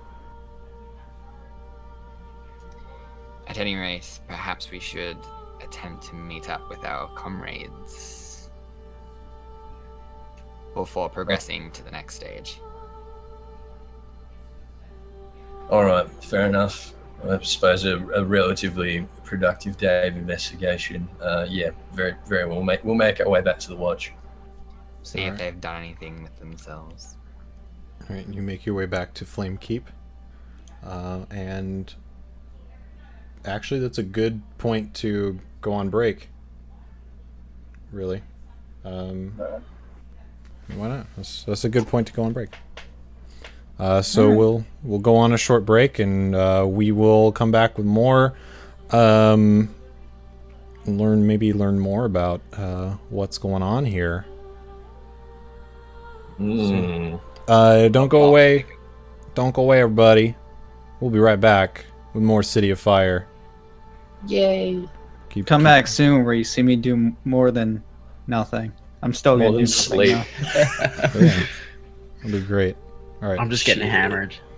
See you guys in a bit.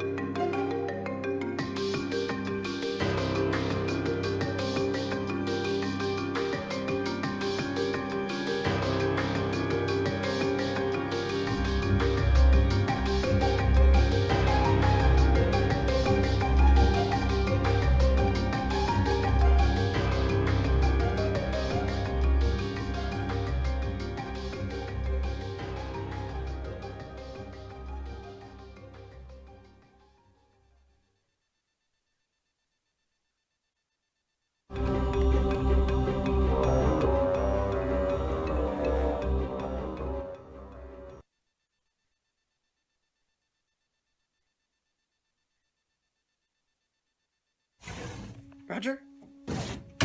Roger?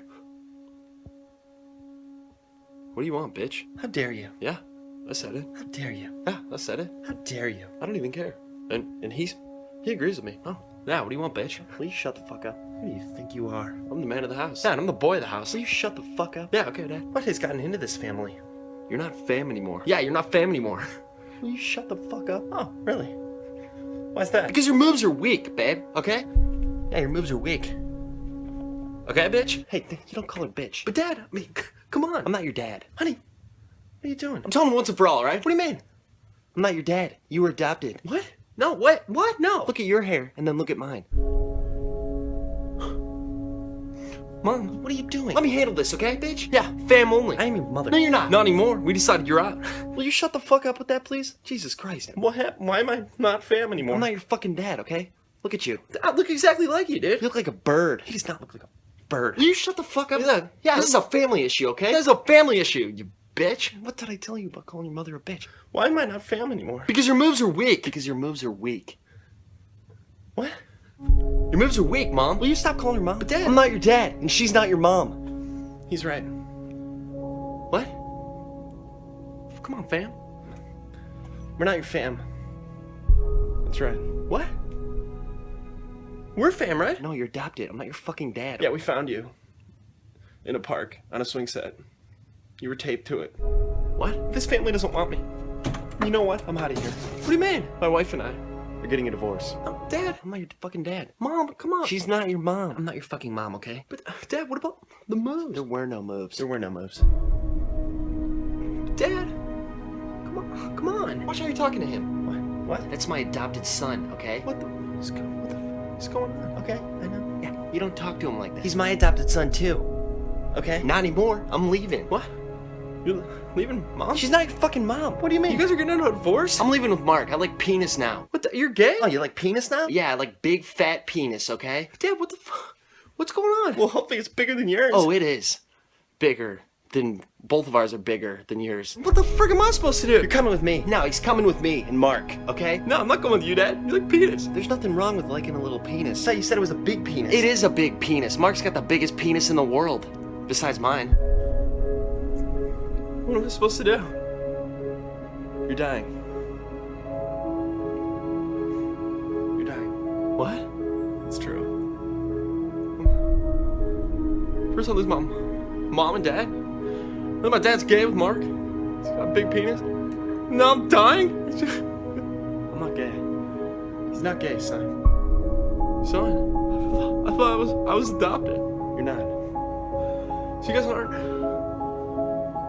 getting a divorce? No, we just wanted to make it easier on you. We figured we've got this news and we just make things a little bit smoother. What, so you dropped a bomb that I'm divorced and you guys are getting adopted? You're adopted. We're getting a divorce. Wait, I thought you said you weren't. We're not. I'm just explaining it. What? We just wanted to lighten the load. We love you, son. Am I dying? Yes. Yes. What? You're just dying. You're just dying. What do you mean? You're just fucking dying, okay? Jesus, you're gonna die. When? I don't know, someday. Everybody dies. Are you... What? Are you dying? And you? Yes, what the fuck? Don't they teach you this shit in school? I mean, I'm gonna die? yeah. When you're old? Yeah. What? Word? No.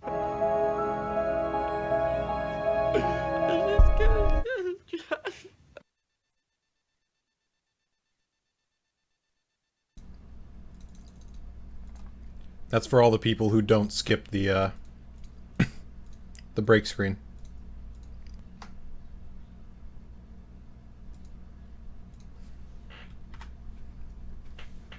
But hey, I'm back. Not done eating. But that never stopped me before.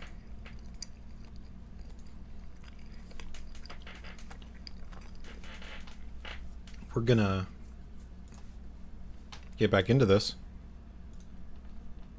real quick. The first episode, Oh? and apparently, Creed, you're my mom's favorite character. I am? Yeah. I don't do anything. Does your mother understand Dungeons and Dragons? She seems like she's been grasping it. Yeah. Oh, okay. I mean, I explained to her, like, the basics of it. She doesn't seem like she's confused about anything, so. That's funny. Why can't my mom be as cool as your mom? Yeah, I feel that way too. I think my mom mom's just moves wants are weak. to. She just wants to show an interest, Mm-hmm. So she's just a sweetheart. I think even if she was confused, she would still give it a solid try. Well, Stock Project's dad is proud of me, so. That was such a funny conversation, actually. It's so funny. Oh, Are for you- the rest are of you you, proud there's of your this other streamer that I host a lot, another Australian streamer's over in Perth. And I found out that his dad watches him every night. And I got a little bit jealous. Even more so, Sorry. his name is Stock Project, and his dad's chat name is Stock's dad. Yeah. I was like, are you really Stock's dad? He's like, yeah. I'm like, are you proud of your son? He's like, of course I'm proud of my son. I'm like, oh shit. Are you proud of me? Are you proud of me? And he's like, absolutely. If you need someone to be proud of you, I'm proud of you. I'm like, yes. So I don't need approval from my old man. I got Stock's dad. Yeah. I want that dad in my life. This is bullshit. Dude, right? I want a parent like that in my life. Sorry, just maybe once I move out, once I they get that empty nest syndrome. Maybe Yeah, they'll for start sure. watching stuff because they hear me doing this almost doing recording projects or yelling at people over the internet every night. So They're just like, I've had enough of it. I don't give a shit. yeah, maybe I just gotta leave. Yeah, just Never leave. know. I just gotta leave, which I'm probably doing this year anyway. So I'm moving out this year anyway. So Do it. Get out of there. Dromodino, I'm proud of you, Ethys. Oh, thanks, man. I'm just lying to you. Good old Tala. Creed, did you go Good get ice ice cream? Yeah, boy. Thanks, Tala. What a sweetheart. You got a problem No. If I had ice cream, I would be eating the shit out of it With- right now. I'm just creamy? making- I'm I just had a making jam with conversation. donut. cream that is frozen? Oh shit, jam donut. Oh my That sounds god. good. Although I heated So it up good. a little bit too much, and I think I've burnt my lip from the jam. What but did that's alright. you heat it up for? Because it was a little bit old, so it needed to be warm. Oh. So it wasn't stale. Oh. Nothing like a warm donut. I'm pretty sure that you Jam. can leave a jam donut in the sun for 2 weeks and it'll still be totally fine. Pretty much. Just cook it a bit more. Dude, that's like popcorn too. You can leave that. I've had week-old popcorn before and it was still good. Well, it's Yeah, okay. It gets pretty stale though, alright. Mm-hmm. but it still tastes good. It still Texture. tastes good and you won't get sick on it. That's true. You won't get sick. That shit is preserved. that's preserved. I had some stale milk and it was awful. Oh, what I the wanted fuck, to kill dude. myself. I think that's really That's- comparable. There's a difference between stale milk and ice cream. Just letting you know. It doesn't turn into ice cream. No. That sucks. I mean, it turns into cheese eventually. Yeah, like a year. That's true. You could watch an anime about that. About drinking old milk. No, Making it's cheese. cheese. They do it in Silver Spoon. It's great. Oh, cool. It's about I was gonna say I farming. wouldn't be surprised, but then you confirm that it is a legit Yeah, I'm thing. not joking. It's by the person who made Full Metal Alchemist. Oh, that's like one of the few animes I've seen. Well, I've seen Brotherhood. I haven't seen the original one, but So he made Brotherhood. Full Metal Alchemist and then he made cheese. An agriculture manga. Okay. Agriculture manga. Cool. There's everything now, though. It's like Yeah, everyone's got a I love Goku. that. Golfing manga soon. Well, actually, one of my favorite anime Golf, yeah. is one about astronauts. It's so dope. These brothers? Yeah, I love Space Oh Brothers. man, it's one of my favorite anime, dude. She's so so good. Space good. Brothers. Dude, Yeah, Space Brothers is is so That good, dude. name, though. Yeah. It's called Space Bros. is that like it actually is. is that like that Super They go to the Bros. moon after this. Dude, Yeah. it gets fucking tense, man. It does. It's really It's good. not even like super anime, you know what I mean? Mm. Yeah, it's It's less anime, but anime. it's It's not less anime. anime than anime. Exactly. Okay, So, no, it makes sense if you watch it. It really does. They got a pug. There's no Got anime a pug. pugs. It's true. Is this, That's the what's his first name? anime pug. Isn't it like? Oppo or something Oh yeah, that's right. after Apollo So or it's Right. anime, except they have a pug, which makes it less anime. yeah. It's true. It's true. Well, and I mean, like the style of it is super like down to earth kind of thing, right? Like there's not Except It's they're in more space. Western. than- right. It's not like you know, Japanese. there's nobody with like blue hair or anything like that, you know. You said it was down to Earth. It's Space but it's about Bros. space. Okay, well, most of it takes place on Earth Well- anyways. Okay. See, this is why I wanted Very Creed. confused. This is why I wanted Creed in the chat when you let song requests go and we just had a huge thing about anime and music. I want to make anime music. an anime podcast, but no one. And I was like, man, if only Creed were here, he could hear I don't know all enough this shit. about anime. Bro, shit. I'd do a Goku podcast with you, and you I could would just, too. You could just make it like Goku for nubs. Right. Goku for nuts. Total Explain to me what this is about. I was gonna say the whole thing would devolve to him just explaining anime to everybody. Yeah. Hey, I'm really good at it sometimes. I believe it. And I then haven't one watched segment, an anime in I watch ages. I watch a few shows every season. and then one segment can just be me and Creed yelling at each other about a disagreement we have over a very small thing in a show, Like the shipping. like shipping, Arguing about waifus, shipping. and why a 'cause show is Rem's bad or dumb. not. No, I'm Oh, kidding. God. Rem's cool. Like we'll have a brawl over whether or not Sword Art Online is actually decent or not. The first 12 episodes are. I still like it. He still kind of likes I it. didn't mind it. I don't He's the think guy- it's the. I'm- I think it's overhated. Like Yeah. I don't think it's the worst piece of garbage in the world. I think there's way worse. I think I really like the first whatever, like 13 episodes or something. Yeah, the first arc is good. And then it kind of started falling off after that for me. I actually The fell first off and like the- halfway through the first arc, and I'm just like, nope, it's bad. Oh, It's all bad. it's so MMO. That's what had me hooked. Well, yeah, For that- That's just why I loved it. For that genre, I like Log Horizon a lot better though. Yeah, Log Horizon's decent. I wasn't really- like a I huge really- fan of it. Oh man, thanks Ventus Skies for following. I think it's better written. Ventus. I just like I didn't care about a lot that was going on in the first season. I think the second season was done a little bit better though. So guys, since I'm an anime noob, what is the best anime and why is it Berserk and Bakemonogatari is second best anime in the world? Berserk's yeah, you're right, but Bakemonogatari's okay. No, Cowboy Bebop, best Goku. Yeah, it's good. Cowboy One Bebop Punch. is a solid choice. I made a nice reference in our near Let's Play. Mm-hmm. Fucking kid. That stupid flailing kid. I can't get over his animation. It's so it's bad. really stupid. I don't know why they did it. Just like, oh hey kid, your mom's dead. Wah! Runs away and just Creed over here going, you're gonna carry that weight. Oh. It was really fucking funny. Couldn't handle that.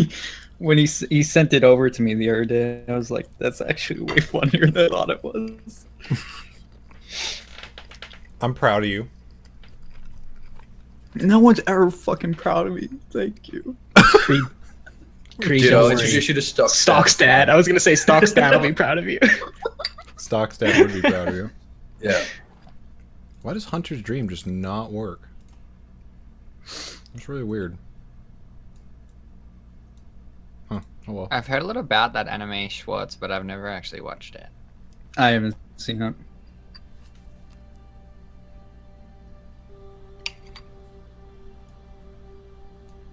Oh my god, Moonlit Melody isn't working either. I gotta reload the page. Okay.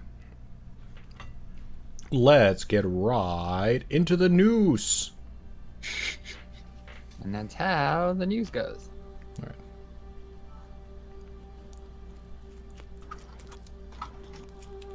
Is Killer Keem gonna be a character in this? I will quit. Me too, don't worry. He blocked me on Twitter. It was great. Really? Yeah, he blocked me. Yeah, because you called him a selfish, egotistical prick. Well, he's not wrong. Wait, who? He's not wrong. And you're like, he won't pay attention to me. I got like 4,000 followers. I'm not gonna pay attention to me. Block. Listen, I have 1,400 followers. I didn't think he would care. I responded to one thing he said because it really got on my nerves. And I don't. Talking about Killer Keemstar, DJ Killer Keemstar. But you can't say any quote by him other than "Let's get right into the news" because they're all racist as hell. Yeah, Okay. most of his comments are racial slurs. Yep. at Killer Keemstar. Well, he did get better, and then like the whole baited podcast thing happened, and then he just went downhill from there. For me, I hate him. I think he's the worst person. Oh, he's terrible. He does basically at this. He does like really shitty, like internet news stuff. Yeah, he's a news guy. I can't I was find also him. unaware I of don't him. think he exists. You look. It's just Keemstar. It's not Killer Keemstar. I was just joking. That's just what he calls himself because he's fucking. I'm ridiculous. fast as 'Cause fuck, he's- 'cause boy. He's cool. Fast as fuck, boy. I'm Fast as fuck, boy. That was just pretty like funny. takes video of himself. It just has Running. selfie videos of him running through the woods, saying, "I'm fast as fuck, boy. That was funny. Just check me out. I'm fast as fuck, boy. You can't catch me." Ah, I'm like, what a Alright. fucking child. okay, he calls his house a crib. He likes to take pictures of his Um, house a lot. He says that he's I mean, it's a 9% pretty cool African. house. It's a pretty cool house. hmm hmm Okay. He calls people bro, like unironically. Right? Yep. I like how that bothers you. hmm I mean, there's a whole journey you can go down with this guy. If you start Watch the baited podcast. It's great. if you start investigating this guy, it takes you on a journey. Yeah, Oh, it's it sure quite does. something. Hmm. Sure does. But it's fun. It's definitely entertaining. That's for damn sure. It's Yeah. almost as entertaining say as it isn't. watching DSP burn. Talk to me about DSP. Anyway. Back All right. to the game. We're good. So back in the game. Wait, I have one more bite. Hmm. Bite. Do you bite ice cream? Well, not one more spoonful. He tells people that they're only unsubbing because they're gay.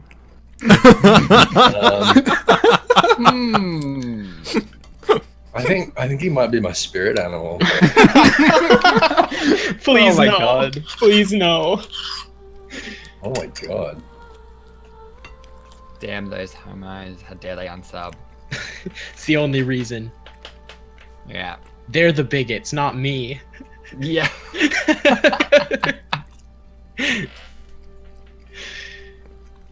Hmm. All right, we can go. I'll be right back. I'm just gonna put this in the sink, and then I'm good. Okay. Said he was going to post nudes at 1 million followers. Well, he's at Can't help 1.3. but feel like that's so- unironic as well.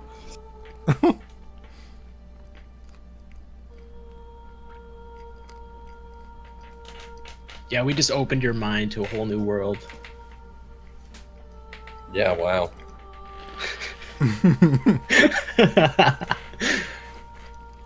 Just Does he have a live counter of his YouTube subscribers? Yep. He does it. He does it on every single one of his videos. At the beginning of his videos, he's always like, "This is how many subscribers I have." Wow. What a cunt. He's not a good person. No. Oh God.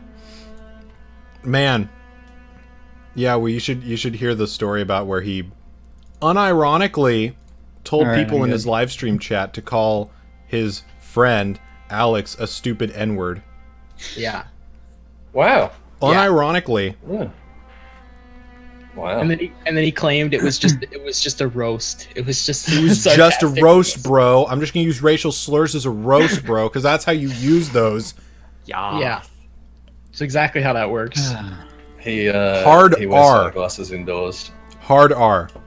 Just go watch iDubbbz. It was the racial slur. Yeah, just go watch iDubbbz. Yeah, his content cop sums the whole thing up basically. Yeah. And at the very least, close that like page and not go there again. iDubbbz says Jesus iDubbbz Christ. says that word with a hard R too, but he doesn't use it directed at people. Right. Which, I mean, that's up to the person to decide if they're okay with that or not, but whatever. Right. There's a little more nuance to it at least. Yeah. You're not like straight up using it as a derogatory term in that regard. Right. It's good. All right. Now, Let's play games. All right. sort of like collect myself back. Come Let's- back. Everybody take Do it the Molo voice, that'll help you. a few deep breaths, get the Keemstar out. Let's just like take a bite out of a lemon and see what happens. All right. Next Returning. story arc, Fang is presented with a lemon. Oh, nice. What She would do it. So you leave and go get something to eat. Can I describe what I'm eating? Sure. A lemon. I didn't think that far ahead, so I didn't Just think you eating. would say yes. Fucking stop. Just eating raw lemons. No. Astis and Eldril return to the Flame Keep. You return back to the halls of the Watch's headquarters.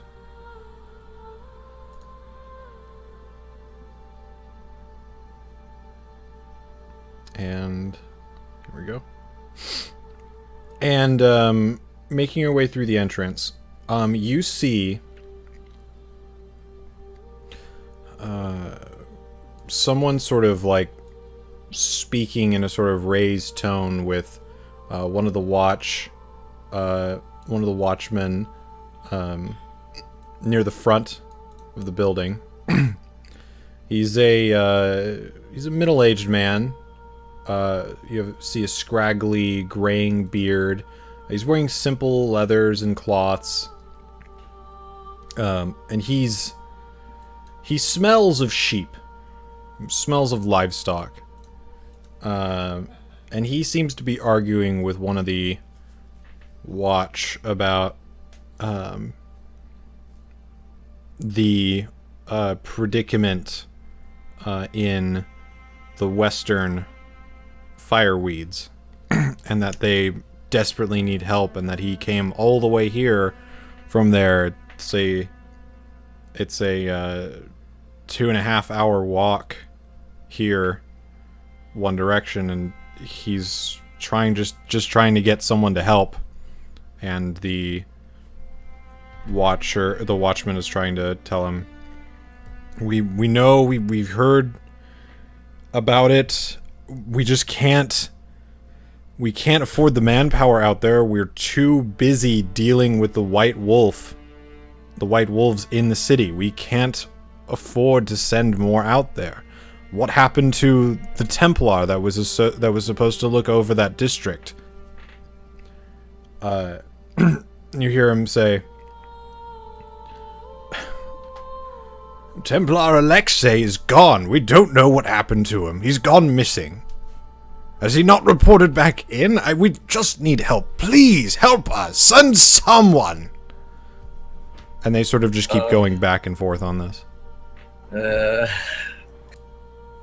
sort of let out an exasperated sigh and walk over to my fellow watchman. White wolves? What's this about white wolves? You know about the White Wolves. They're a criminal organization that currently plagues the city, and the Watch is very tied up with them. All right, okay. There is another organization that opposes them for unknown reasons, and the Watch doesn't particularly like this organization because they're kind of the vigilante group. They are the Blades of the Dark Sun, who adamantly oppose the White Wolves, again for unknown reasons. But the Watch is more concerned with the Wolves' actions than the Blades' actions, because the Wolves are committing crimes, and the Blades are basically trying to hunt them down and kill them, which is still a crime, but it's not as pressing as what the White Wolves are doing. Okay, who's the watchman that's talking to this bloke? You recognize him as... Second here. Give him a second here.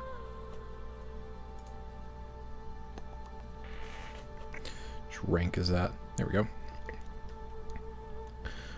You recognize him as Private Daniel. Okay. Private, I can handle this. I'm sure you've got something better to be doing right now. Oh, and he sort of turns and gives you the appropriate, I guess it's a salute, and says, "Thank you, Sergeant." And he steps away. You, sir. Sergeant Astus Petrum, City Watch. Do you want to slow down a moment and just try to explain to me nice and clearly what's going on here? Thank you for speaking with me, Sergeant. Sergeant Petrum.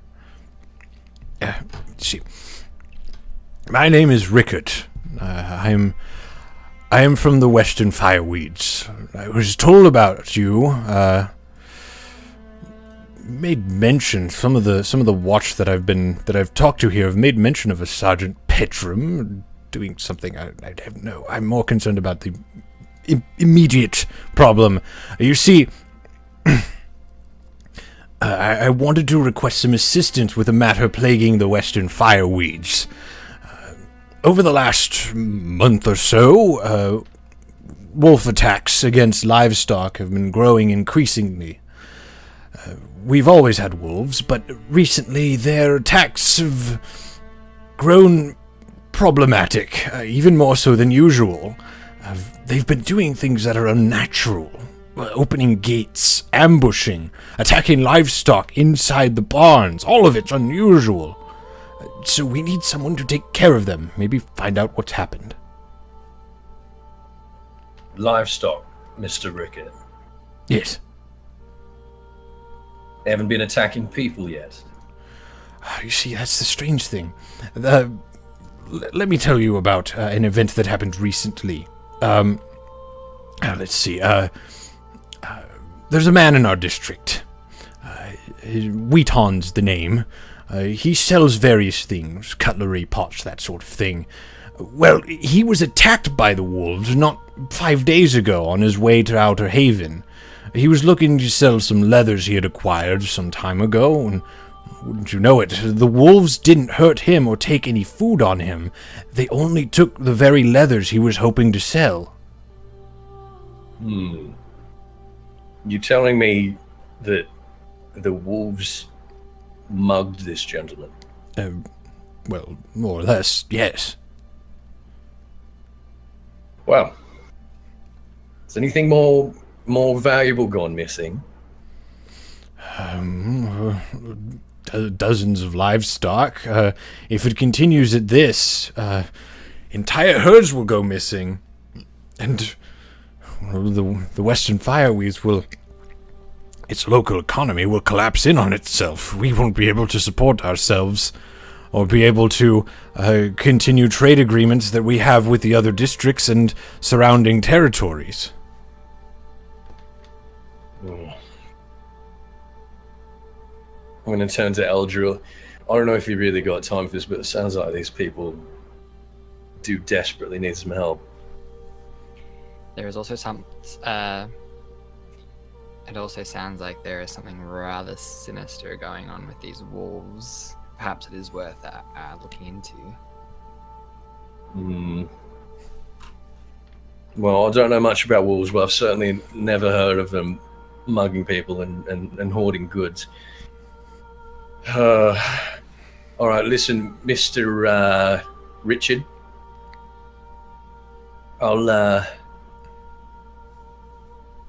I think we can handle this. Is your home safe at the moment? Yes, the wolves haven't really gone that far into the village. They've tended to stay towards the outskirts, closer to the woods. All right, we will get someone down there as quickly as possible. I'll try to get down there to investigate personally. Thank you very much. I would like to mention as well, about the time that these attacks began, we normally have a Templar who's stationed within the district and takes care of things, keeps the people safe, that sort of thing. He's gone missing. And, well, wouldn't you know, right after he went missing, these attacks started. Not saying that there's any sort of connection, just that, our protector is gone, and, Gone? Yes, we do not know where he is gone. He's been missing ever since these attacks began. Did he leave anything behind? Did he leave his belongings? Do you think he left in a hurry? All of his things, all the things that he needed to live within the district are still there. His room is untouched. The only things gone are what he was wearing when he, most assumedly, went out on patrol one day. That is very strange. Well, thank you, Mr. Rickety, for bringing this to my attention. You do have my personal assurances that I will look into this as soon as I'm able to get my men together. If you think it's safe to do so, you may wish to return home, or if you like, you're quite welcome to stay here in the barracks overnight if you're concerned about the journey back. But we'll get on this as soon as we're able to. Thank you. If it is all right, I would like to stay the night. Traveling at dark by the time I'd get there is rather dangerous, so... by all means. I will take up that offer, of course. Thank you. Well, that doesn't sound too good, does it? No. Sounds like either this Templar was either killed by the wolves or may have some involvement. Well, I suppose we're going to have to look into it, but we really do not have time for this shit. Well, while we're here, I want to go speak with Marlo and Kashak. All right. See if any interrogation has proceeded with those. With Kashak in particular. So is there anyone here? Bloody private just walked away. Or is there anyone here that I can inquire about Kashak's status at the moment? There's plenty of officers walking around. You look around and you do end up spotting the nearest watchman who would potentially know something about that. And that is your fellow Sergeant Evaria, who's the woman that you saw when you previously entered here. Long, chestnut brown hair, glasses on the edge of her nose. Sergeant Evaria, have you got any news on the half-orc that I brought in here earlier? Oh yes, the half-orc. Well, preparations for his interrogation are underway, but he has not been questioned yet. Last time I checked, he was conscious, however. I would like to talk to him personally. I don't think anyone will stop you if you'd like to. Go right ahead. Very good, Sergeant. Alright, Eldril, you can come with me if you like, or if you'd prefer to check on Scaly, see if she's hung around. I think I'll try to find the others. Fang can be quite useful in interrogations, so she might be useful. Alright, well, you know where I'll be. Very good. And I walk away off to where I left Fang in the infirmary, because that's all I know is where she would be. Okay, you make your way to the infirmary and look around for a bit and see that her and her belongings are gone. And there's 3 gold on the bench. Oh, that's gone. That's a long guy. They took that. Is there any staff in there? There's a few. They're still sort of tending the children, making sure that they're okay. It's not super late in the evening. It's getting probably close to about like 8 o'clock. And they're trying to make sure that they're all okay. They're still sort of like, they're handling the children delicately. They're trying to ask them questions slowly, in a manner that they feel comfortable, so they can get as much as they can out of them, and then the nurses report to commanding officers or superior officers. So there's a few people around here still. Alright, well, I go to the closest person, the closest staff member, and I ask, do you know where the girl that was in that bed over there has gone? Woman that you are speaking to stands up. You see that she has like really rounded, large glasses, curly, mousy brown hair sticking out of the little like sort of headwear that they have.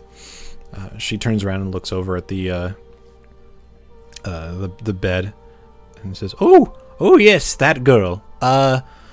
She left not too long ago, maybe an hour or 2 ago. I'm not entirely sure where she went. We insisted that she stay longer, but she seemed determined, and more or less she seemed alright." She said nothing about where she was going? No, not a word. She was rather silent. Sounds like Fang. Thank you for your cooperation. I don't think I'd be able to find her at this point, so thank you again. And Eldril walks out and is going to head back towards Estes. Alright. Alright, well, I'm in the jail, whatever it is that we got there. Alright, yeah, you head into the prison. Okay. And he knew he was heading to the prison. He wanted to go talk to Kashak and Molo. So he went to the prison. So you enter the prison, and you see Molo still sort of like tied up, but now he's been propped up into the corner of the cell near the doorway. And he's currently conversing with 2 of the other cellmates in there. He's sort of talking about like this useful way to reuse the bones from a meal. And as he hears footsteps coming near him as you pass by the cell, he stops and looks up, and he sort of like shouts at you like, "You get Molo out of here now, yes?" Is he shouting at me or at Eldril? At you. Mm-hmm. Oh, Molo. I'd forgotten about you. You're making friends there, are you? Ooh, maybe. Do you think we're friends? And one of the guys in there laughs and says, "Nah, you little shitbag, but you're entertaining." Do we have an interview room in the prison here? There's a lone, like, sort of confined, secure room, yeah. Okay. Alright, well, I'm gonna gesture to whoever's on guard duty to open up. the cell for me. Okay. And They come over. It's Corporal Clay again. He sort of comes over, opens the cell for you, and picks up Thank you, by the Corporal. rope Molo. okay, all right. I'm gonna carry Molo gingerly by the rope into the interview room and put him down on the table, still hogtied. Mm-hmm. I'm going to reach into my pouch. I'm going to pull out a single gold coin. Now, Molo's one thing I learned by observing you little blighters down there is you're quite interested in shinies. Is that right? Yes. Molo loves Well- shiny. Well, shinies serve an interesting role up here. You see, all those things that you little buggers have been stealing, all the leathers and the nails and whatever the bloody hell else you're after, they're a legitimate means to obtain those sort of things. Means that don't prompt people like me to come chasing after you. And this little round shiny here, is the key. So I have something that I want you to do for me, Molo. He's sort of just Oh. looking at you with a really intrigued impression. His eyes are really wide. I will give you these shinies, and you won't have to sneak in and out of people's windows. You'll be able to get the things that you need. In return, I want you to head back down into the sewers and leave me with your assurances that these thefts and these raids are going to cease. And I want you to report back here to me every second day on everything that the colony is doing down there.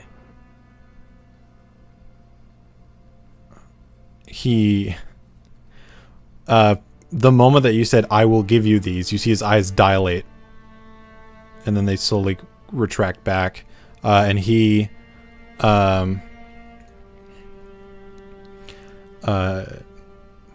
sort of wiggles a little bit in his seat and says,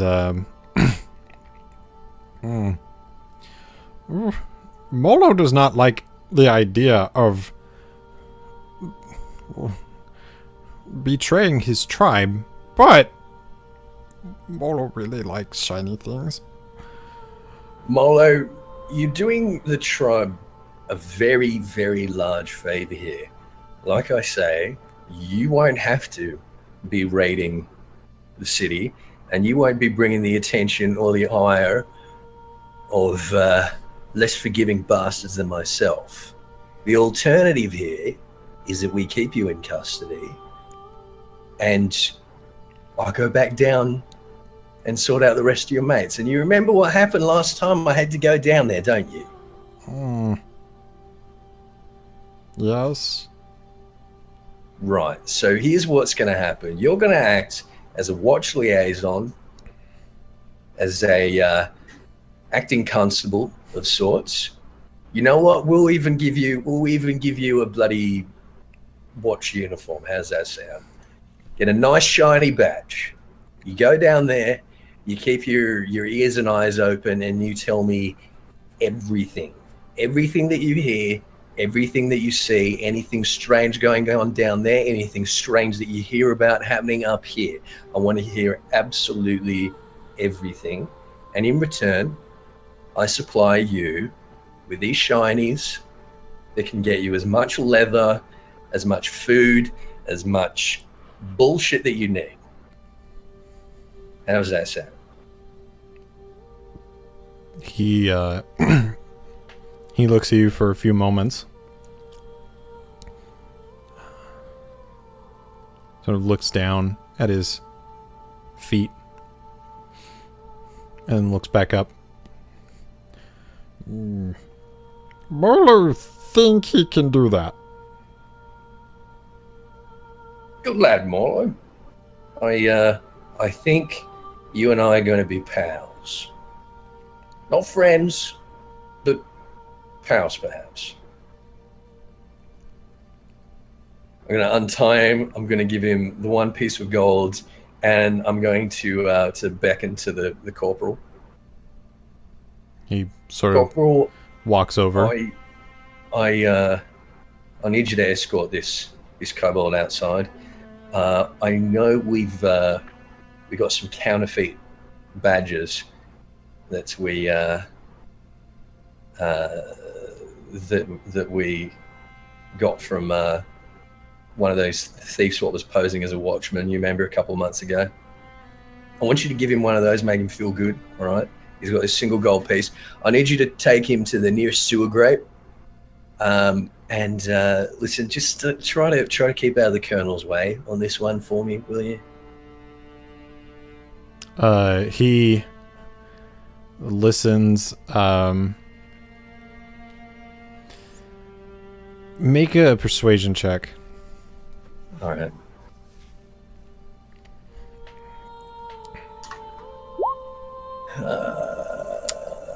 Plus, it's a nat 20. Well. He sort of looks at you hesitantly, looks at the determined and convicted look in your eye, and then sort of looks back over at the kobold and nods and says, well, sure, I can do that, Sergeant. Very good, Corporal. So he gives you a salute and motions over to Molo to follow him, and he begins leading him off in a direction, presumably towards the a section where they stock and hold contraband. All right. Well, has Eldriel caught up with me at this point? I imagine he probably has. Yeah. All right. Cool. Estes, Fang is gone. What do you mean gone? Gone. None of the nurses know where she is either. Shit. Right. Well, I guess we got that on top of everything else. All right. I would like your assistance speaking with old half-orc here, if you don't mind. He's just in the cell down the hall here, if you wouldn't mind accompanying me. He may be slightly angry toward me because he'll be aware that I charmed him. Hmm. However, he's going to be unhappy anyway since we bashed him in the head. So let's do this. Yeah, I can't imagine. All right. I'm going to open the cell to where Kachak is. Is he conscious? Yeah, he's conscious. He's currently looking down at his lap. All right. Sitting on the ground. I'm going to gesture to Eldriel to follow me in, and I'm gonna lock the door behind us. All right. Well, Kobold King, half orc, old fool. I did tell you that we were doing things on my terms, one way or another. You watch him tilt his head, and then you hear a resounding crack as he snaps his neck, does it the other way, looks up. I'll admit, you one-upped me. So, where do we go from here? Well, I did tell you I wasn't going to kill you, and I didn't. So, you may feel deceived, but you know I'm a man of my word. I carried you through those sewers and up here on my back, and you'll be glad to know that your kobolds are very safe, and they are not being forced to move anywhere as of right now.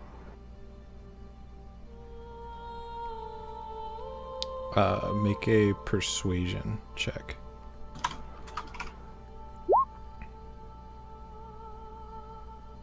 Oh, whoops, hang on. Well, That one. Nice. just going across the whole spectrum right now. Fuck me. Ba-bow. See him, his face grimace, and then he sort of looks at you, and then you hear as he spits towards your direction. Unsavory. Listen, Orc, you don't have to take my word for anything. But they are safe and you will be seeing them. How soon that is depends on how well you cooperate with us. Now, you told me while we were down there that you were taking these children because they were trespassing on your territory. But I have it from one of my private investigators that you're actually chanting about eating them. Is there anything you want to say about that? If you're referring to the chanting that you heard when you entered the throne room, they were chanting about you. Oh, you're going to eat me? If I didn't stop them, they probably would have. Oh, you stopped them, did you? Well, that's very generous of you, sir. Thank you.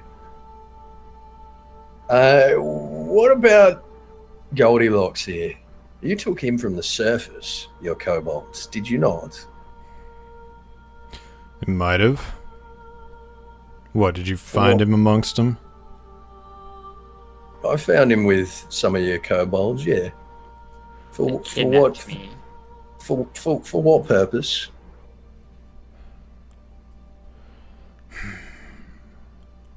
Tell you the truth, I'm not quite sure.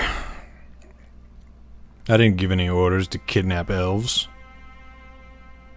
Do you have any communication with any other overdwellers?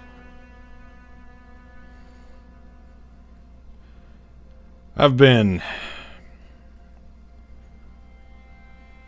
down there for my entire life. This is the first time I've been up here. That's not what I'm asking you. Have you made any contacts or received any visits from people that live in the city before? Me personally? No. However, I have heard talk amongst the kobolds that the former leader would regularly question someone. I don't know who it was. Didn't sound like it was someone inside of the tribe. Could have been surface dweller, could have been anybody really. Fact of the matter is, I don't know who it was. You've never had any contact with this person? Like I said, me personally, no. I would tell you to go find the previous owner of the tribe, but he's dead. Who was the previous king of the tribe? Previous ruler was, strong, at least for a kobold. Strong kobold. By the name of Hakul. Hakul Hawks. He was strong. Hakul? What kind? What killed Hakul? What killed him? Me. That's how you ascend the throne in our tribe. Prove yourself stronger than the ruler. You become the ruler. Of course. It hardly seems like a fair contest. A half-orc among kobolds. How was it that you ended up down there? Are there any other half-orcs in the underground? As far as I know, I ain't never seen another half-orc in my entire life. Only reason I know that that's what I am, because that's what the kids told me. Quite frankly, I don't know how I got down there. I've been there my entire life. Well, I don't mean to upset you, but it sounds like you were dropped down the nearest sewer grate when it was found that your heritage was not entirely human. Probably. Well, you do have my assurances that your tribe is safe, and they are going to remain so, but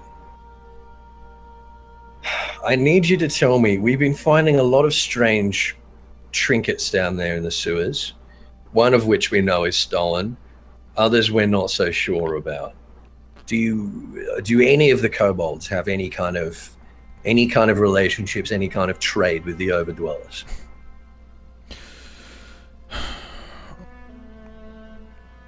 No, not that I'm aware of.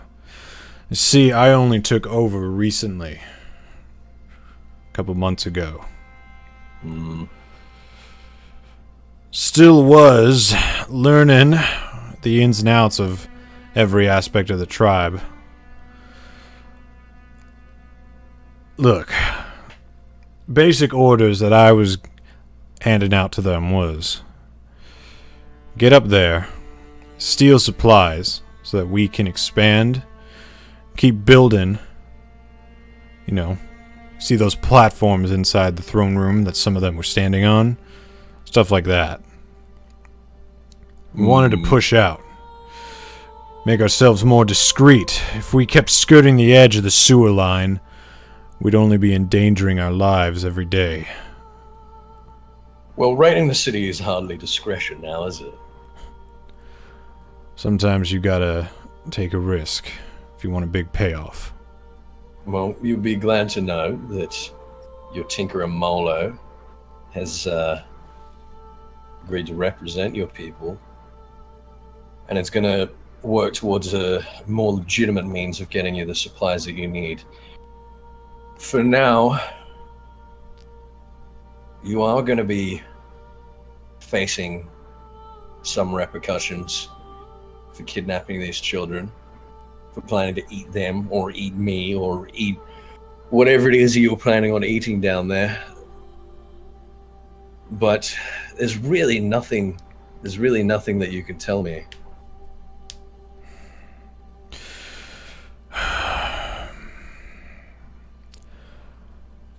Oh, there was...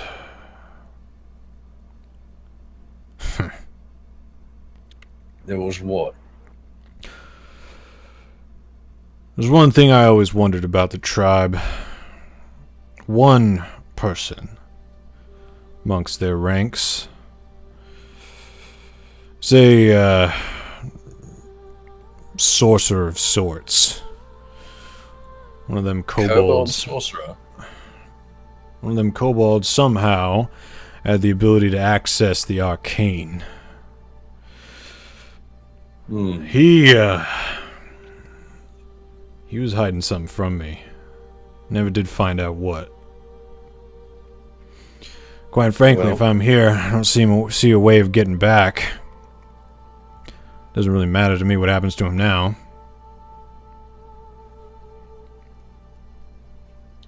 Well, if there's any rumors, any words of him going around the tribe, I'm sure Molo will tell me about it.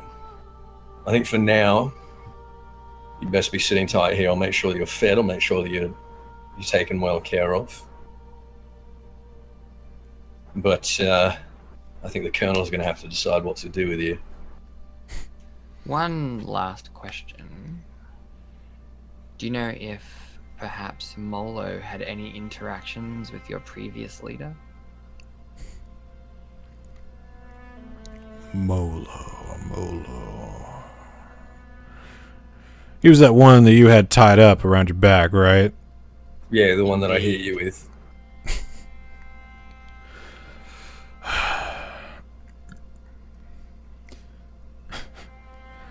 Quite frankly, Molo's not exactly that important to the tribe. I don't know what he told you, but he's He's kind of an idiot. Well, Damn. you know, some That's people said fucked that up. about me.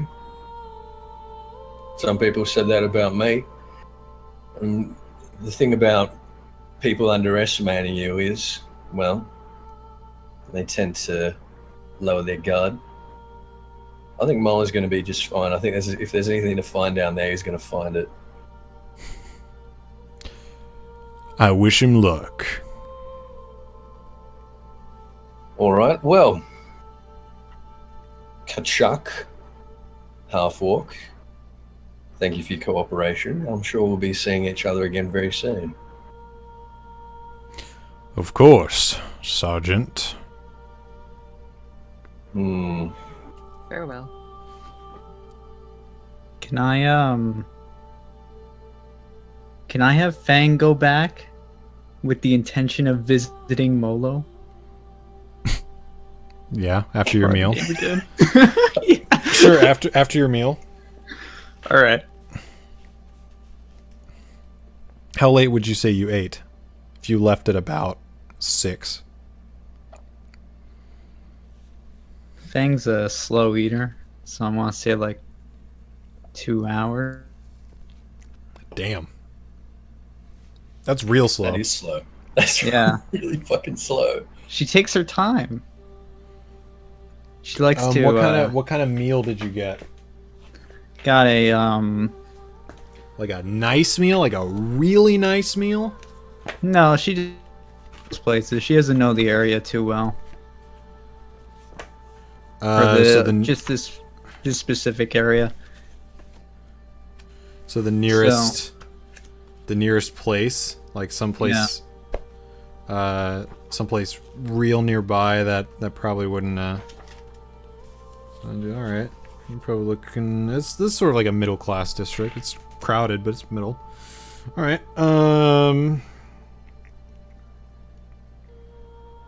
Go ahead and mark. Are we rolling off, for? No, you mark off 2 silver. All right. Which is 10. It's 10 silver per gold piece. So 11, 8, there. All right.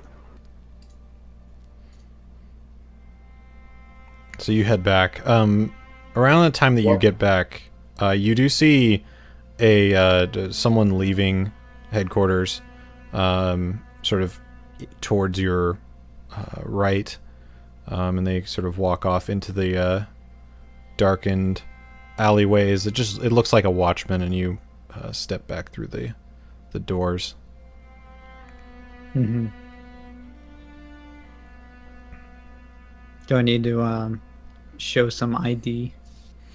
No, but you do need as you approach like sort of like the way towards the back end of the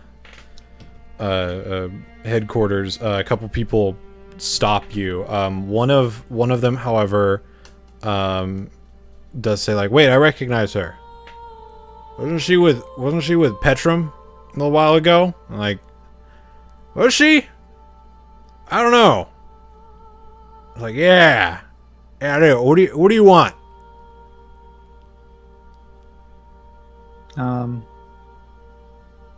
Well, we captured a kobold, and I just kind of wanted to see how he was doing.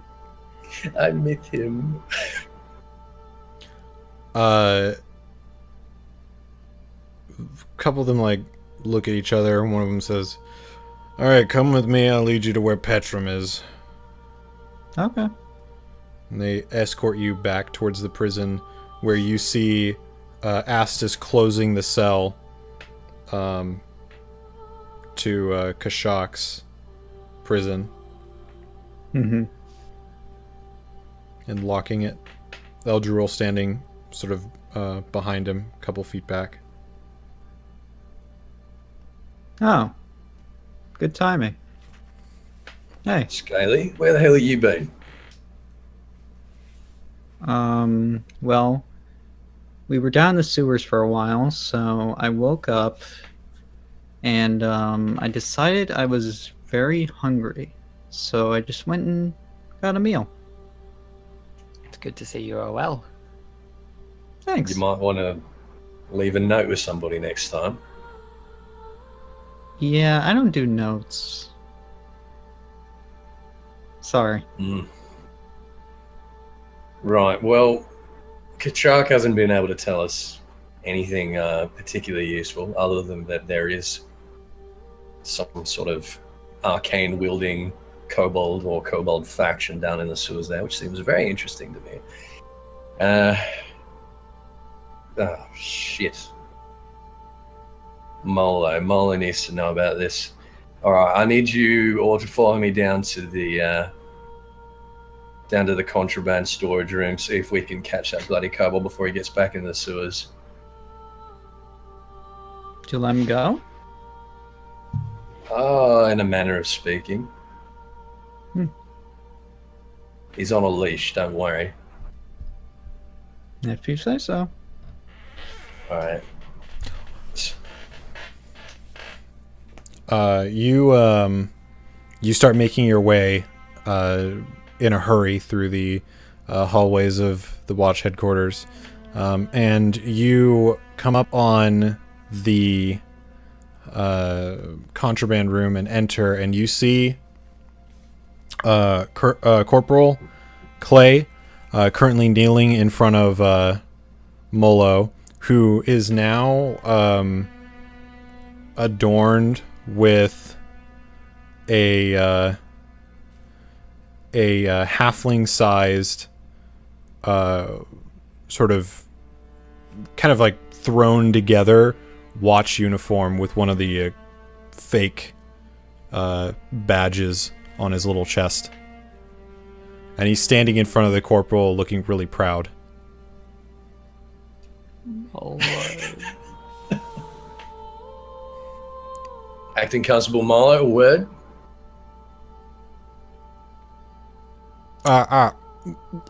Yes. And he sort of like goes back down to sort of like hunched, regular demeanor and comes scurrying over. The corporal stands up at attention and gives you a salute. Stand up straight, Constable. He sort of puffs out his chest. Listen, I just had words with your half-orc former boss. And he tells us that there's word down in the sewers of a... what did he say the name of that kobold was? Anyway, he said that there was one of your kind down there using arcane magic. Have you heard anything about this? Molo has heard of this magic-y wielding koboldy. Molo remembers name. Molo knows. His name is Galax. Galax. He was, maybe still is, the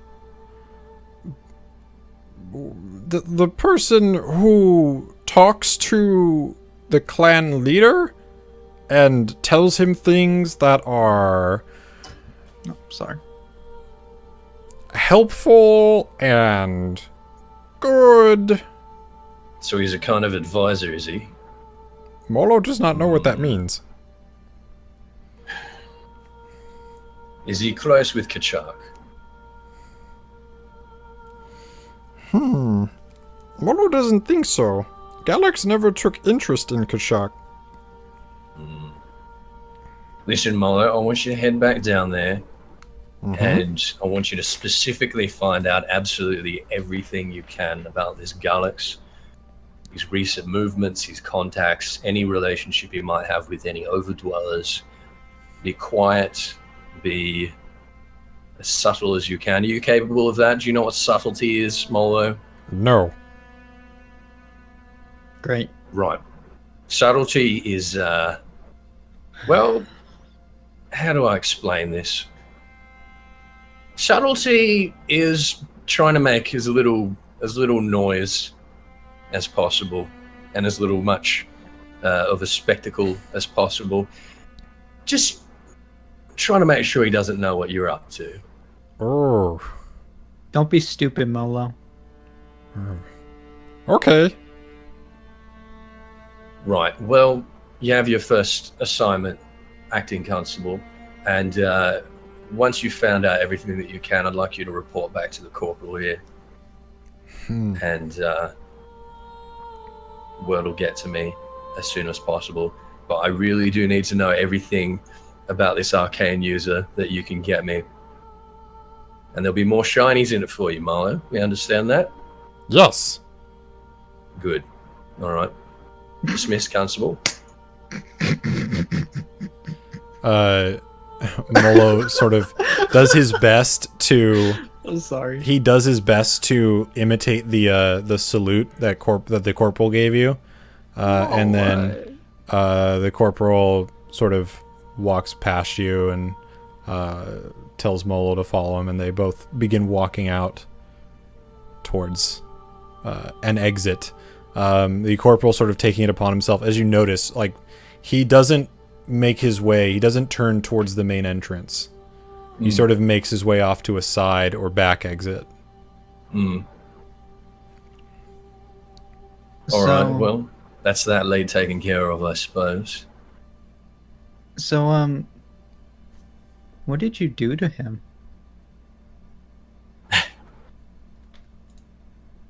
I'll just let him do it to himself, to be perfectly honest. He's getting somewhere. Well, we're resolving our kobold problem as diplomatically as possible, I believe, and now we've got some eyes and ears in the underground, which I'm quite satisfied with. We need to decide now whether we want to, which lead we want to follow up on next. We have 2. Do we have any idea where Yazrael is? He made mention of returning to his order, but that's it. I did tell him to be here first thing in the morning. He's probably drinking. Oh my god. Drinking. Jeez, that's something I need. So why don't you lads just head down the barracks and make yourselves comfortable? I need a drink. Very well. Don't be too long, please. Yo, well, you're welcome to join me. Either of you drink? I did not partake. I've had a few. I have an office here, don't I? Not a personal one, like not your own room, but you do have your own workspace. Yes. Right. Do I have some booze in a drawer? And some cheap whiskey. Knowing you, yeah. Okay. All right. Well, I'm gonna head for my workspace. Fang, why don't you join me? Sure. Of maybe 2 drinks. All right. Well, we'll go to the offices, and I'll pull out a chair for Fang. So I sit down. I'm going to pull out a couple of shot glasses, pour myself some whiskey and slam it down immediately, then pour myself some more, and then pour Fang a shot. Now, Scaly, there's not many of your kind here in the city, and I do know and I do hear that those of you that are here very much keep to yourselves. Now, we're in something of a conflict of interest with your homeland, but I, for one, do not have a categorical disrespect of foreigners, but I'm curious, what exactly is it that you're doing in this city? Just quickly, Eldril's left in the hallway feeling a bit confused after Astus rushes Fang off to their office and closes the door. So Eldril Eldril heads towards the room that he tranced in, I guess, earlier. Tranced in. Because Yeah. I don't sleep. I meditate. So meditate is a better word. So Yeah. Eldril heads towards there. Okay.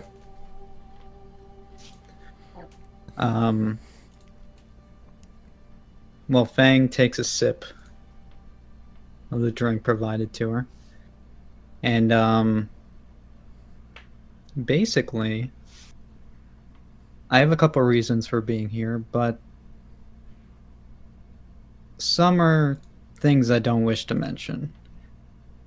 I don't mind mentioning that currently I'm searching for my brother. You're searching for your brother. Yes. And I have reason to believe he may be here, but it's been a very long time. I throw down the shot and pour myself another one. How long are we talking?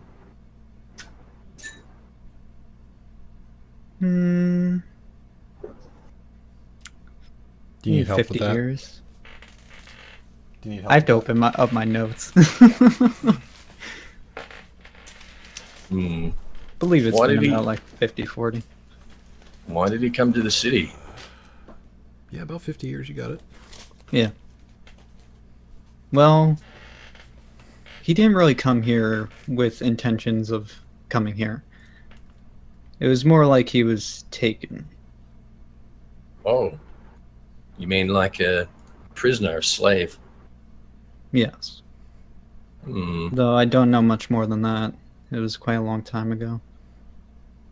Well, I haven't heard of the city keeping any Wyverian slaves, but I suppose that was a long time ago by my count, in any case.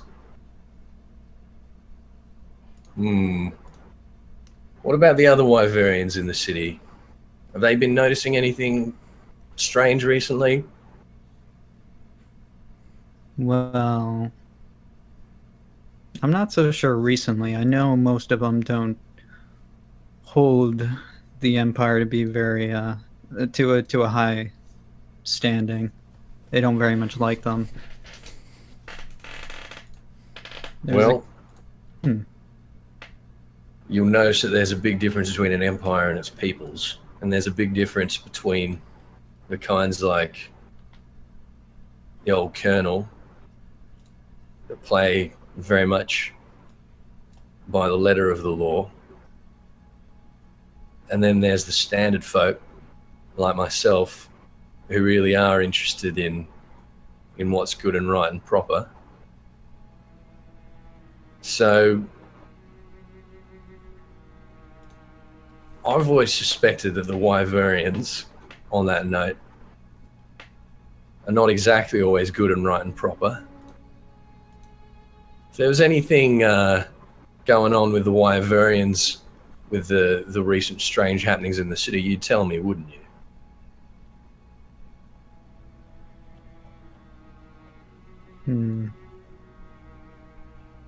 Well, I don't really wish to lie to you, so I'll just say I can't really make that promise. I suppose that's enough for the moment. Slam down another shot. All right, well, I must say I'm feeling a lot better after that. Well, hopefully our dark elf will show up in the morning, and then I suppose while we're waiting to hear back from Molo, we should probably look into... oh, you didn't hear, but there's a bit of a problem outside the city with some wolves that are stealing supplies. Oh, really? Yes, stealing leatherworking supplies.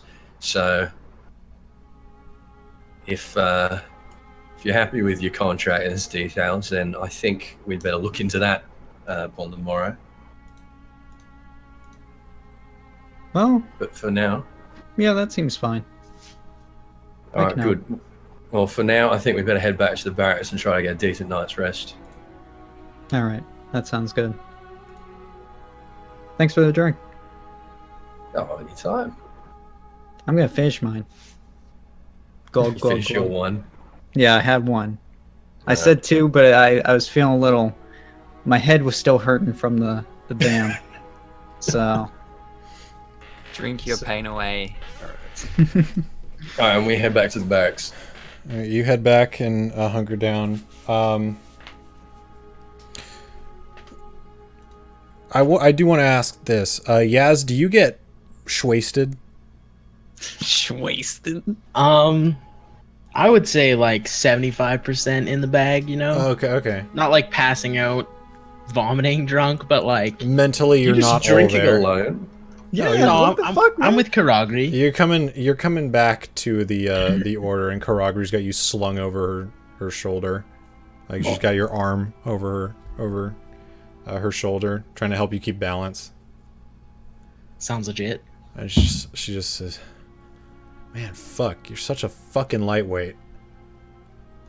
Well, I did have like 40 ounces. I don't really remember.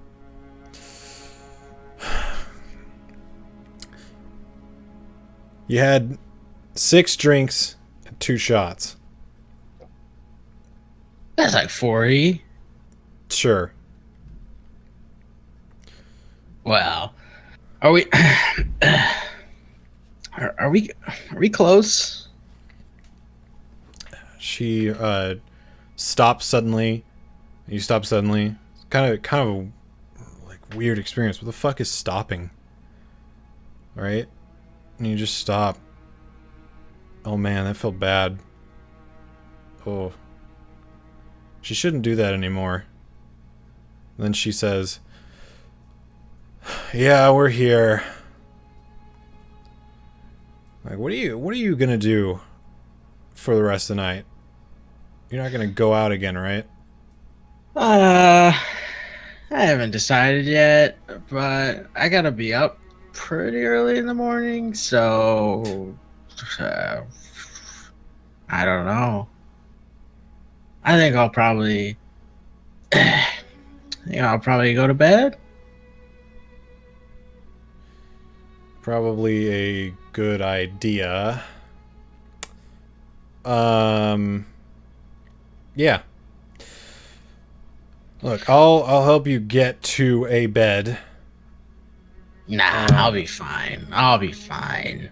No, you won't. You fuck. No, you won't. I'll help you get to a bed, and don't say I don't do anything for you.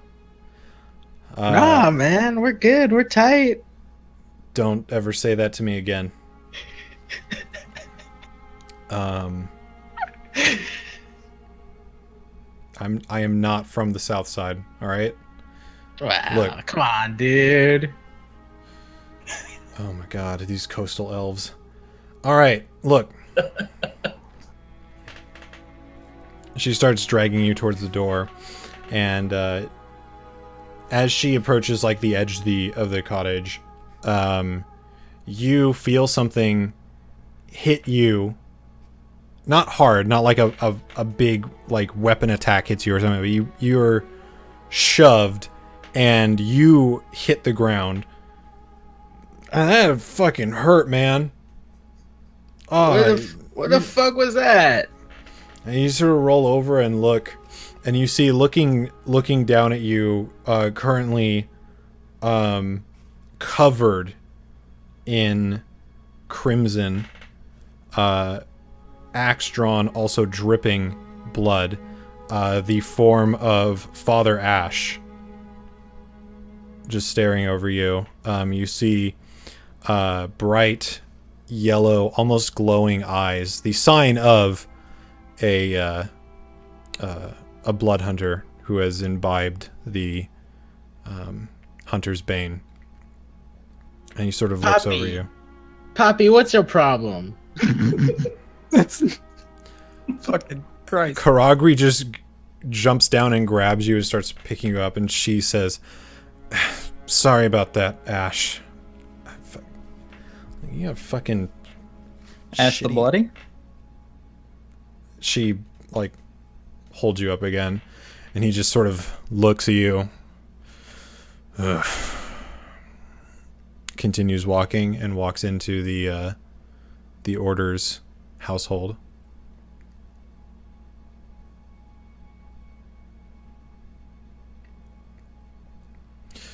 Well, I would say I slowly somehow make it up to my room or my quarters. I wouldn't say I probably don't have a room.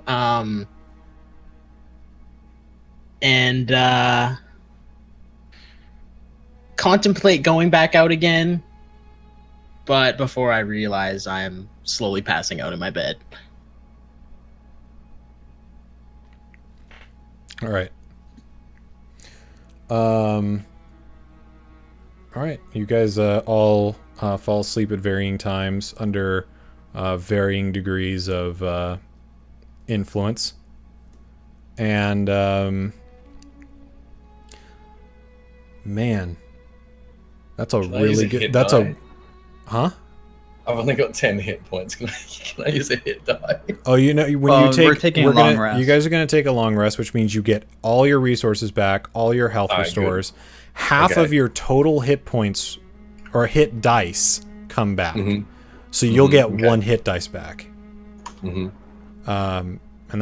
you get all your resources back. So if you were a spellcaster who needed a long rest to restore spells, you'd get them back. Warlocks only need a short rest, so don't have to worry about that. But this is actually, I know like this is a bit of a slower one, but this is actually a super good point to end because you guys are all going to sleep at this time. And then the next sort of like, it sounds like what you want to do next is investigate the wolf thing. So you really want to. That'll be a good segue into that. So hey, that's a good stopping point. That's a good episode. I will, however, have to change the title of the episode because of Wolf and Man doesn't really make sense for this episode. So I'll change that. Not at that yet. Yeah. That'll be the next one. We'll rename the episode for the YouTube release. All of the investigating was done. Yeah, a lot of investigating, which was good. I will. All right, let's see here. Okay. For the investigation, and I'll give. Yeah, that's fine. All right. So for uncovering things and finishing your quest and all that, and then I'll give.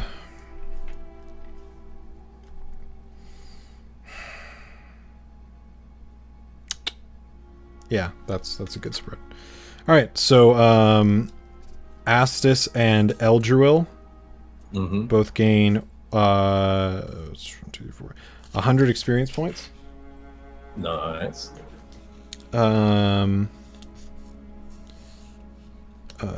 Yazz and Fang gain 50. Okay.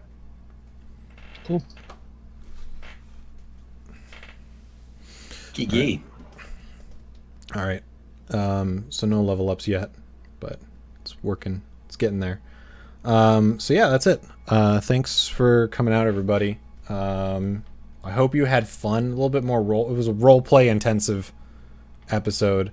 But I am one to let the players sort of go and talk with each other and build character and bonds because I really like that.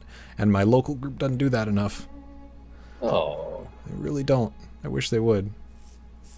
But they're very sort of, they're like most nerds, they're a quiet bunch. They're very. I definitely regret not coming with you guys. Well, I mean, that's why I wanted to give you a little moment at the end there, but also like, you know, there's some things you can mull over about, you know, some of the things that they investigate. Obviously, you're going to be filled in on everything when you get back, right? So you can still investigate or think about that. The way that I've set it up, obviously, there's stuff going on with your order, either with individual members. There's specifically, I imagine, Ash caught your attention. Yeah, for sure. Yeah, why did he come back covered in blood? Well, I mean, it could be something as simple as, he was just out murdering monsters, because that is what we do. But I would assume it's not that simple. Yeah, and there's things of that, and maybe another time there could be a moment in a game where you have a huge, moment to yourself, where you get to really go all out in character. So, I'm gonna try to balance that. It's just the way that it presented itself. So, which is unfortunate sometimes, but that happens. So, either way, I hope everybody enjoyed it. I hope everybody's looking forward to next week, where next week's episode will be called "Of Wolf and Man." And if you haven't guessed it already, because I said it on Twitter, every episode's going to be a music reference. So have fun guessing those.